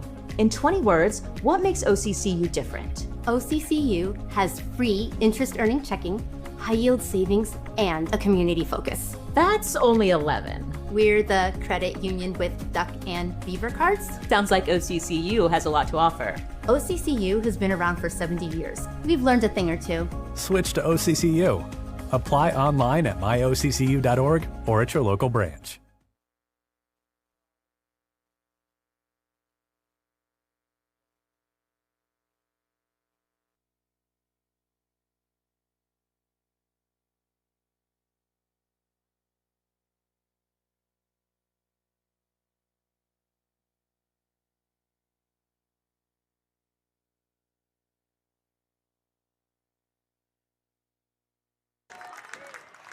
Joey Morosco to lead things off in the bottom of the 8th inning for the Knights, who lead it 6-2. Ryan McClaskey to the plate. Joey swings and misses. Joey 0 for 3. One of the pleasures of the summer, getting to know him, getting to know the other M of the M&M boys. Morosco swings at the strike 1 pitch, a 1-hopper to the second baseman, Braden Orem, who throws Joey out and through. Getting to meet Joey's folks and Joey's sister, Sam, and getting to meet Joey's grandparents, Steve and Linda Zabriskie. Just that has been among the highlights of the plentiful highlights in the summer of 2026. Joey Morosco, great young man, a pleasure to meet him, to meet his family, and looking forward to maybe looking 3 outs away from calling another game, a long way from home on Thursday night, but the Knights looking to go out in style in the summer of 26 with another great season of baseball entertainment here in our community, and a big crowd taking in one last home game tonight. Diego Cruz takes a strike from Ryan McClaskey. 6-2 Knights, bottom of the 8th. Cruz rips the strike 1 pitch into right field, base hit. Diego with his 4th hit of the night. He scored a couple of runs. He's 4 for 5. Maverick Russell, the batter, with Ethan Porter on deck. If Maverick doesn't hit into a double play, Ethan Porter will get a shot. He's a home run away from a cycle. Maverick Russell at the plate with the Knights leading 6-2. Diego Cruz gets his lead from first. Maverick takes a fastball inside, ball one. Maverick's been hit by a pitch, bunted out, sacrificed, and had an infield single. 1 ball and no strikes to the UC Santa Barbara bound sophomore left-handed hitter out of Whittier. A throw to first, Diego Cruz back. Ryan McClaskey has followed Cole Schmidt and Declan Francis. Diego gets his lead. The pitch to Maverick Russell, grounded into right field, base hit. Diego will go to third. The ball juggled in right by Wattis, no play. And Diego 90 feet away for his future teammate at Oregon State, Ethan Porter, coming to the plate with runners at first and third and 1 out. And the Knights leading 6-2. Ethan has walked and scored, tripled, doubled and scored, and singled to center.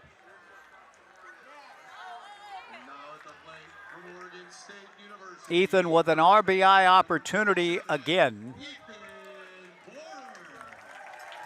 And if he could somehow get a hold of one and drive it deep into the night, he would have a cycle. And I'm not sure, I don't think I've seen in the many years I've been around the Knights anybody ever hit for the cycle. McClaskey delivers a first pitch strike to Ethan, 0-1 the count.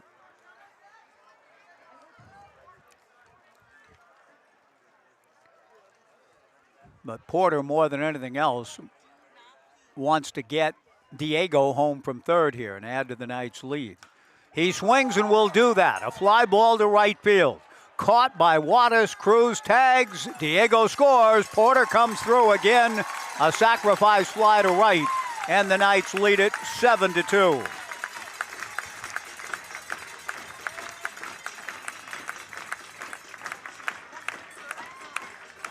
Really good ball game for the Beaver contingent tonight.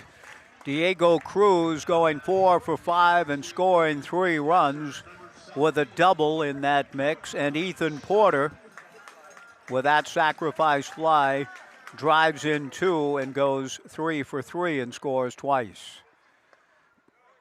Dakota Chun, the batter, takes a strike, 0-1 the count. And Luke Duncan, through some difficulty, put up zeros in his relief stint. 7-2, bottom of the 8th inning. Maverick Russell at first, 2 down. The strike one pitch to Dakota misses high and inside, ball 1, 1-1. The Knights are 3 outs away from advancing to the championship game, almost certainly to be played in Wenatchee come Thursday night. The 2-0 pitch fouled back. The count 2-1.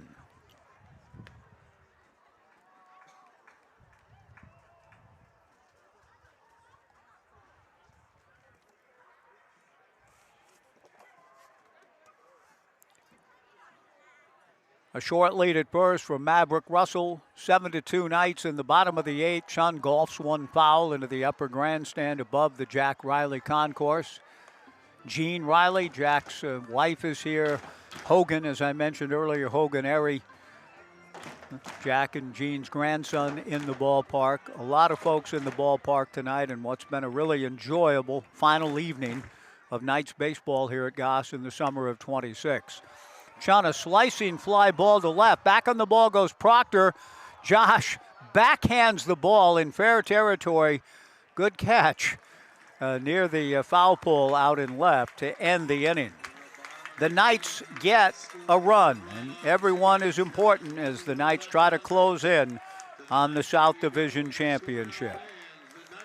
The Knights go to the 9th with 3 outs needed to bring home the South Division Championship and earn the right to travel to Washington on Thursday. Jinky Tomita will try to find those outs. We go to the 9th, 7-2 Knights, back in 90 on Joe Radio.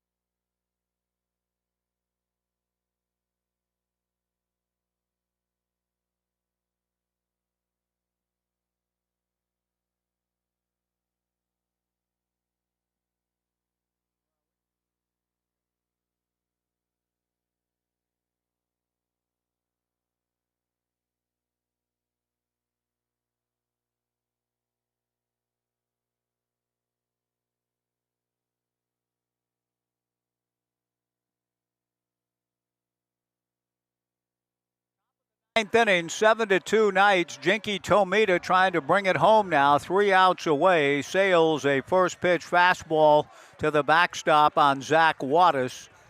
1 ball and no strikes the count. Ridgefield's had a great season, and the Rourke is one of my favorite places to go. The great hospitality. I see Dave Forrester here, Tony Bonacci, the owner, here. I haven't seen Gus. I don't know if he's here, but the Raptors have a tremendous fan base, and the Rourke's one of the best spots in the league to attend a ball game in. Really enjoyed the 2 trips I was able to make last week in that key series that saw the Knights prevail to, and then an amazing walk-off home run by Zach Wattis in the finale of that series. 1 ball and 1 strike the count after he fouls the pitch off. The change rolled slowly foul. And the count 1-2. And a tremendous season for Ridgefield. They won the first half, clinched home field advantage as a result for their thrilling opening round playoff victory over Portland. Now the Knights trying to put Ridgefield away here at home. They eliminated Ridgefield in 22 and 23 in postseason play. 1 ball, 2 strikes to Zach Wattis. Jinky Tomita to the plate. Fastball swung on and fouled at the plate. Jinky is kind of an intriguing young man, to be honest with you, in terms of, and I'm saying that clearly with a lot of orange and black in Oregon State, but I mean, he's on his way to Feather River, but I've been impressed with him this summer. 89, true freshman entering Feather River this fall. The right-hander set, the 1-2 pitch, fastball hit foul off to the left and out of play. He has thrown some effective changeups here in his outing, which began in the 7th inning. Struck out 2 last inning and trying to bring the Knights home here in the 9th inning. 7-2, 3 outs away from the South Division title. Jinky delivers the change. Swung on and fouled at the plate. 1 ball and 2 strikes to Zach Wattis with Josh Proctor on deck. J.T. Summers to follow, and then Braden Watson after that. This lineup can put pressure on you, to be sure. Jinky works out of the stretch with nobody on. Fastball down and in at 90. Ball 2, 2-2. In the 9th, Jinky Tomita and Dakota Chun, the battery. Ethan Porter at first, Diego Cruz at second, Joey Morosco at short, swung way over to his left, nearly behind the bag. Ryan Severns straight away at short as the third baseman. The 2-2 pitch missing down and in, ball 3. Wattis trying to do his job and get on base and at least provide an element of hope for the Raptors to find the comeback trail. Kellen Siegel in left, Max Medina in center, Zane Garvey in right. Tomita's 3-2 pitch on the way to Wattis. Wow, low and inside, ball 4.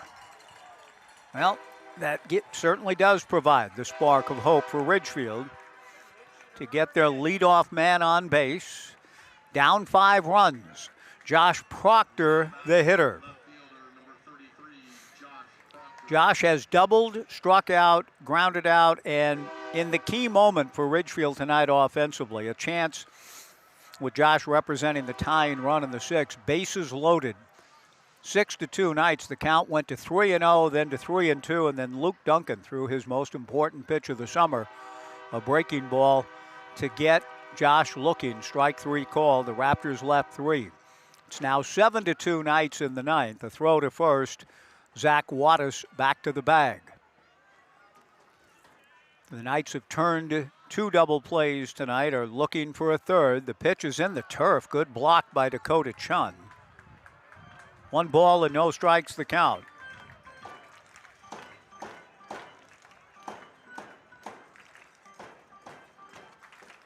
Seven to 2 Knights, top of the 9th inning, a leadoff walk to Wattis. Tomita's 1-0 pitch up and in, ball 2, 2-0. Jinky had control issues in his first several outings with the Knights. Has really settled in and been an effective arm out of the pen down the stretch of the second half. But he issues a leadoff walk here in the 9th. He's behind to Proctor 2-0. Jinky delivers a strike, and the count 2-1. Kellen Siegel is the kid in left field, and if anything occurs here further in terms of pressure, Kellen might be brought in from left to try to close it. The 2-1 pitch, breaking ball, foul back, and the count 2-2. I'm sure if Bo Kearns and Brooke Knight had their druthers, they'd druther that Jinky would get it done on his own, keep Kellen fresh and well for Thursday night in Wenatchee for a title.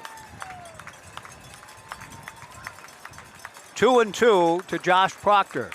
Tomita to the plate, punched in the air to shallow right field. Zane Garvey racing in. He slides, makes the catch. One away. Great catch by Zane Garvey. A shoestring grab. Zane had to get a good read and did, and then just did catch the ball near his shoe tops. Kind of a semi-slide into it to grab it. Really good play by Zane. One away, a huge out. Psychologically, just to get that first out with a lead in the ninth is huge. And the Knights get it thanks to an excellent play by Zane Garvey. J.T. Summers, an outstanding hitter at the plate, looks at a breaking ball up, ball one. J.T., University of Oregon. And we'll, I'm sure, be hearing quite a bit about him in the days to come down the road. Big, strong right-handed hitter takes a strike, and the count 1-1. Tomita clearly in a save situation. Luke Duncan would be the pitcher of record and would get the win. Tomita trying to bring the save home, up 7-2 in the top of the ninth inning. And here goes J.T. Summers again. Boy, that kid can hit. Line drive, base hit to center. Max Medina plays it on a hop. Braden Watson, the batter, and Brooke Knight is on his way to the mound. And whether we see a pitching change here, I think we're going to. I think Kellen's coming in from out of left field.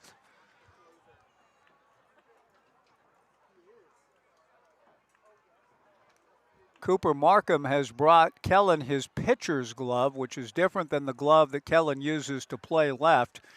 We haven't seen a call yet, but Cooper Markham came over from foul territory to bring Kellen a glove, I thought. But Brooke has yet to signal anything, and Kellen out in left field would only have the 8 warm-up pitches to throw if he is called here. And the kid from left field is coming in. It is not a save situation for Kellen. Great job by Jinky Tomita, who comes out. It's not a save situation per se, but it feels like one. Up 7-2 in the top of the ninth inning. Kellen Siegel in to try to get the final 2 outs and deliver a South Division championship and put the Knights on the path to Wenatchee for Thursday for the West Coast League title. Kellen coming in from out of left field with 2 on and 1 out. 7-2 Knights in the top of the ninth inning. And we'll be back in 90 to see if Kellen can bring it home in the top of the ninth. Back in 90 on the Knights live stream and Joe Radio.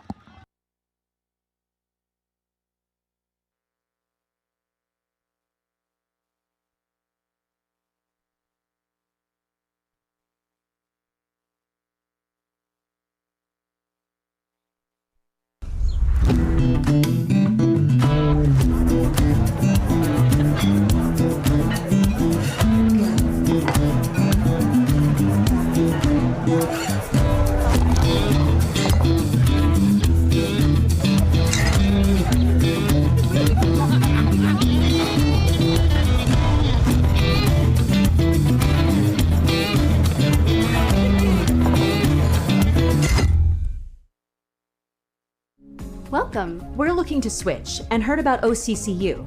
In 20 words, what makes OCCU different? OCCU has free interest-earning checking, high-yield savings, and a community focus. That's only 11. We're the credit union with duck and beaver cards. Sounds like OCCU has a lot to offer. OCCU has been around for 70 years. We've learned a thing or two. Switch to OCCU. Apply online at myoccu.org or at your local branch.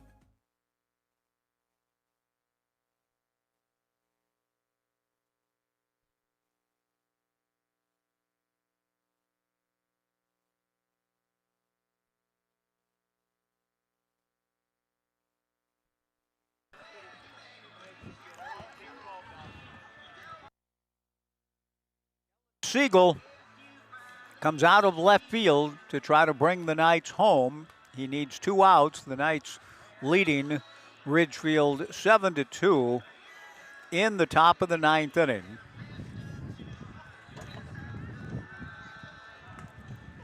And indeed, Brooke and Kellen and all were hoping that they could get through the top of the 9th without needing to bring Kellen in. But Kellen, even if he can keep the pitch count somewhat down here in the 9th, he would still have something left, I dare say, come Thursday should he be called upon. The 6'2", 190-pound right-hander out of Grant High School by way of Lynn Benton Community College, en route to Cal Poly in his 4th year with the Corvallis Knights. Comes to the hill with 2 on and 1 out and throws a first pitch fastball that's called a little bit high to Braden Watson, creating a little bit of disgruntled feelings in this crowd, trying to cheer the Knights home to victory. But the Raptors putting pressure on as befits the very competitive club that they are. The 1-0 pitch to Braden Watson misses away for ball 2, 2-0. J.P. Acosta on deck. Ridgefield had rallies and counter rallies and rallies against all odds in their series win over Portland to get here to the championship game. They're trying to mount one here now in the 9th. 2 on, 1 out. 2-0 to Braden Watson. Kellen to the plate. A high pop-up on the right side. The infield fly rule invoked as Ethan Porter makes the catch. 2 down.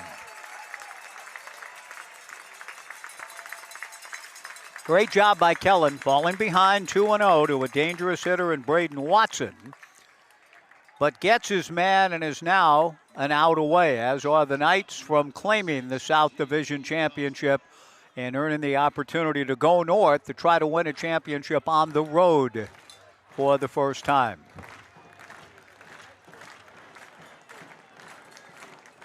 Kellen Siegel to the plate. Fastball inside, ball 1, 1-0.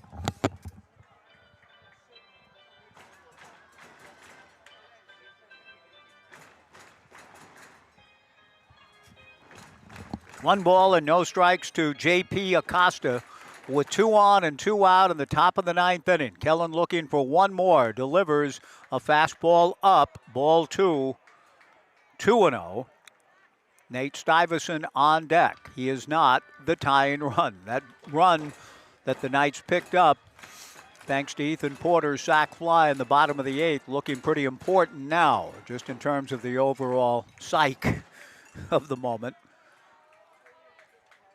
2 balls and no strikes to J.P. Acosta. 2 on, 1 out, 7-2 Knights in the 9th.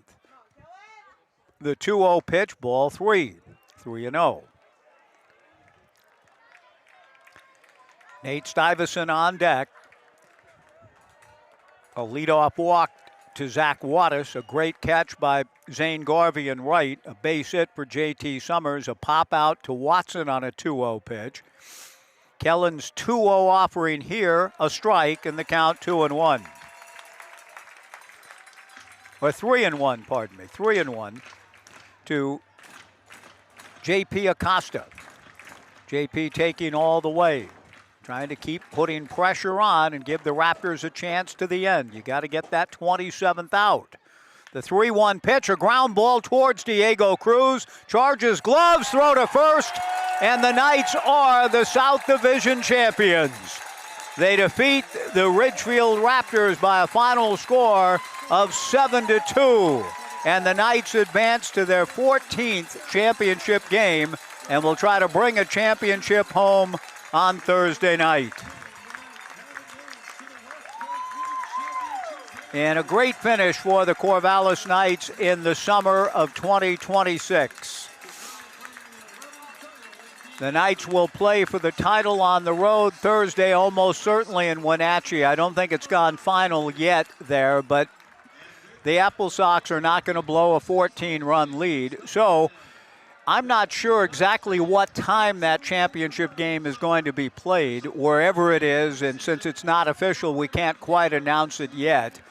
But I'm looking forward to the trip, most likely to Wenatchee come Thursday night. The Corvallis Knights and Wenatchee will be playing for the West Coast League Championship. The Knights have never celebrated a title on the road.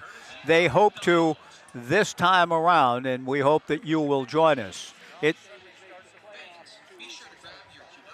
6:35 on the normal start times, I'm told, for Wenatchee games, so that would likely be the time come Thursday night. We'd be on the air at 6:30.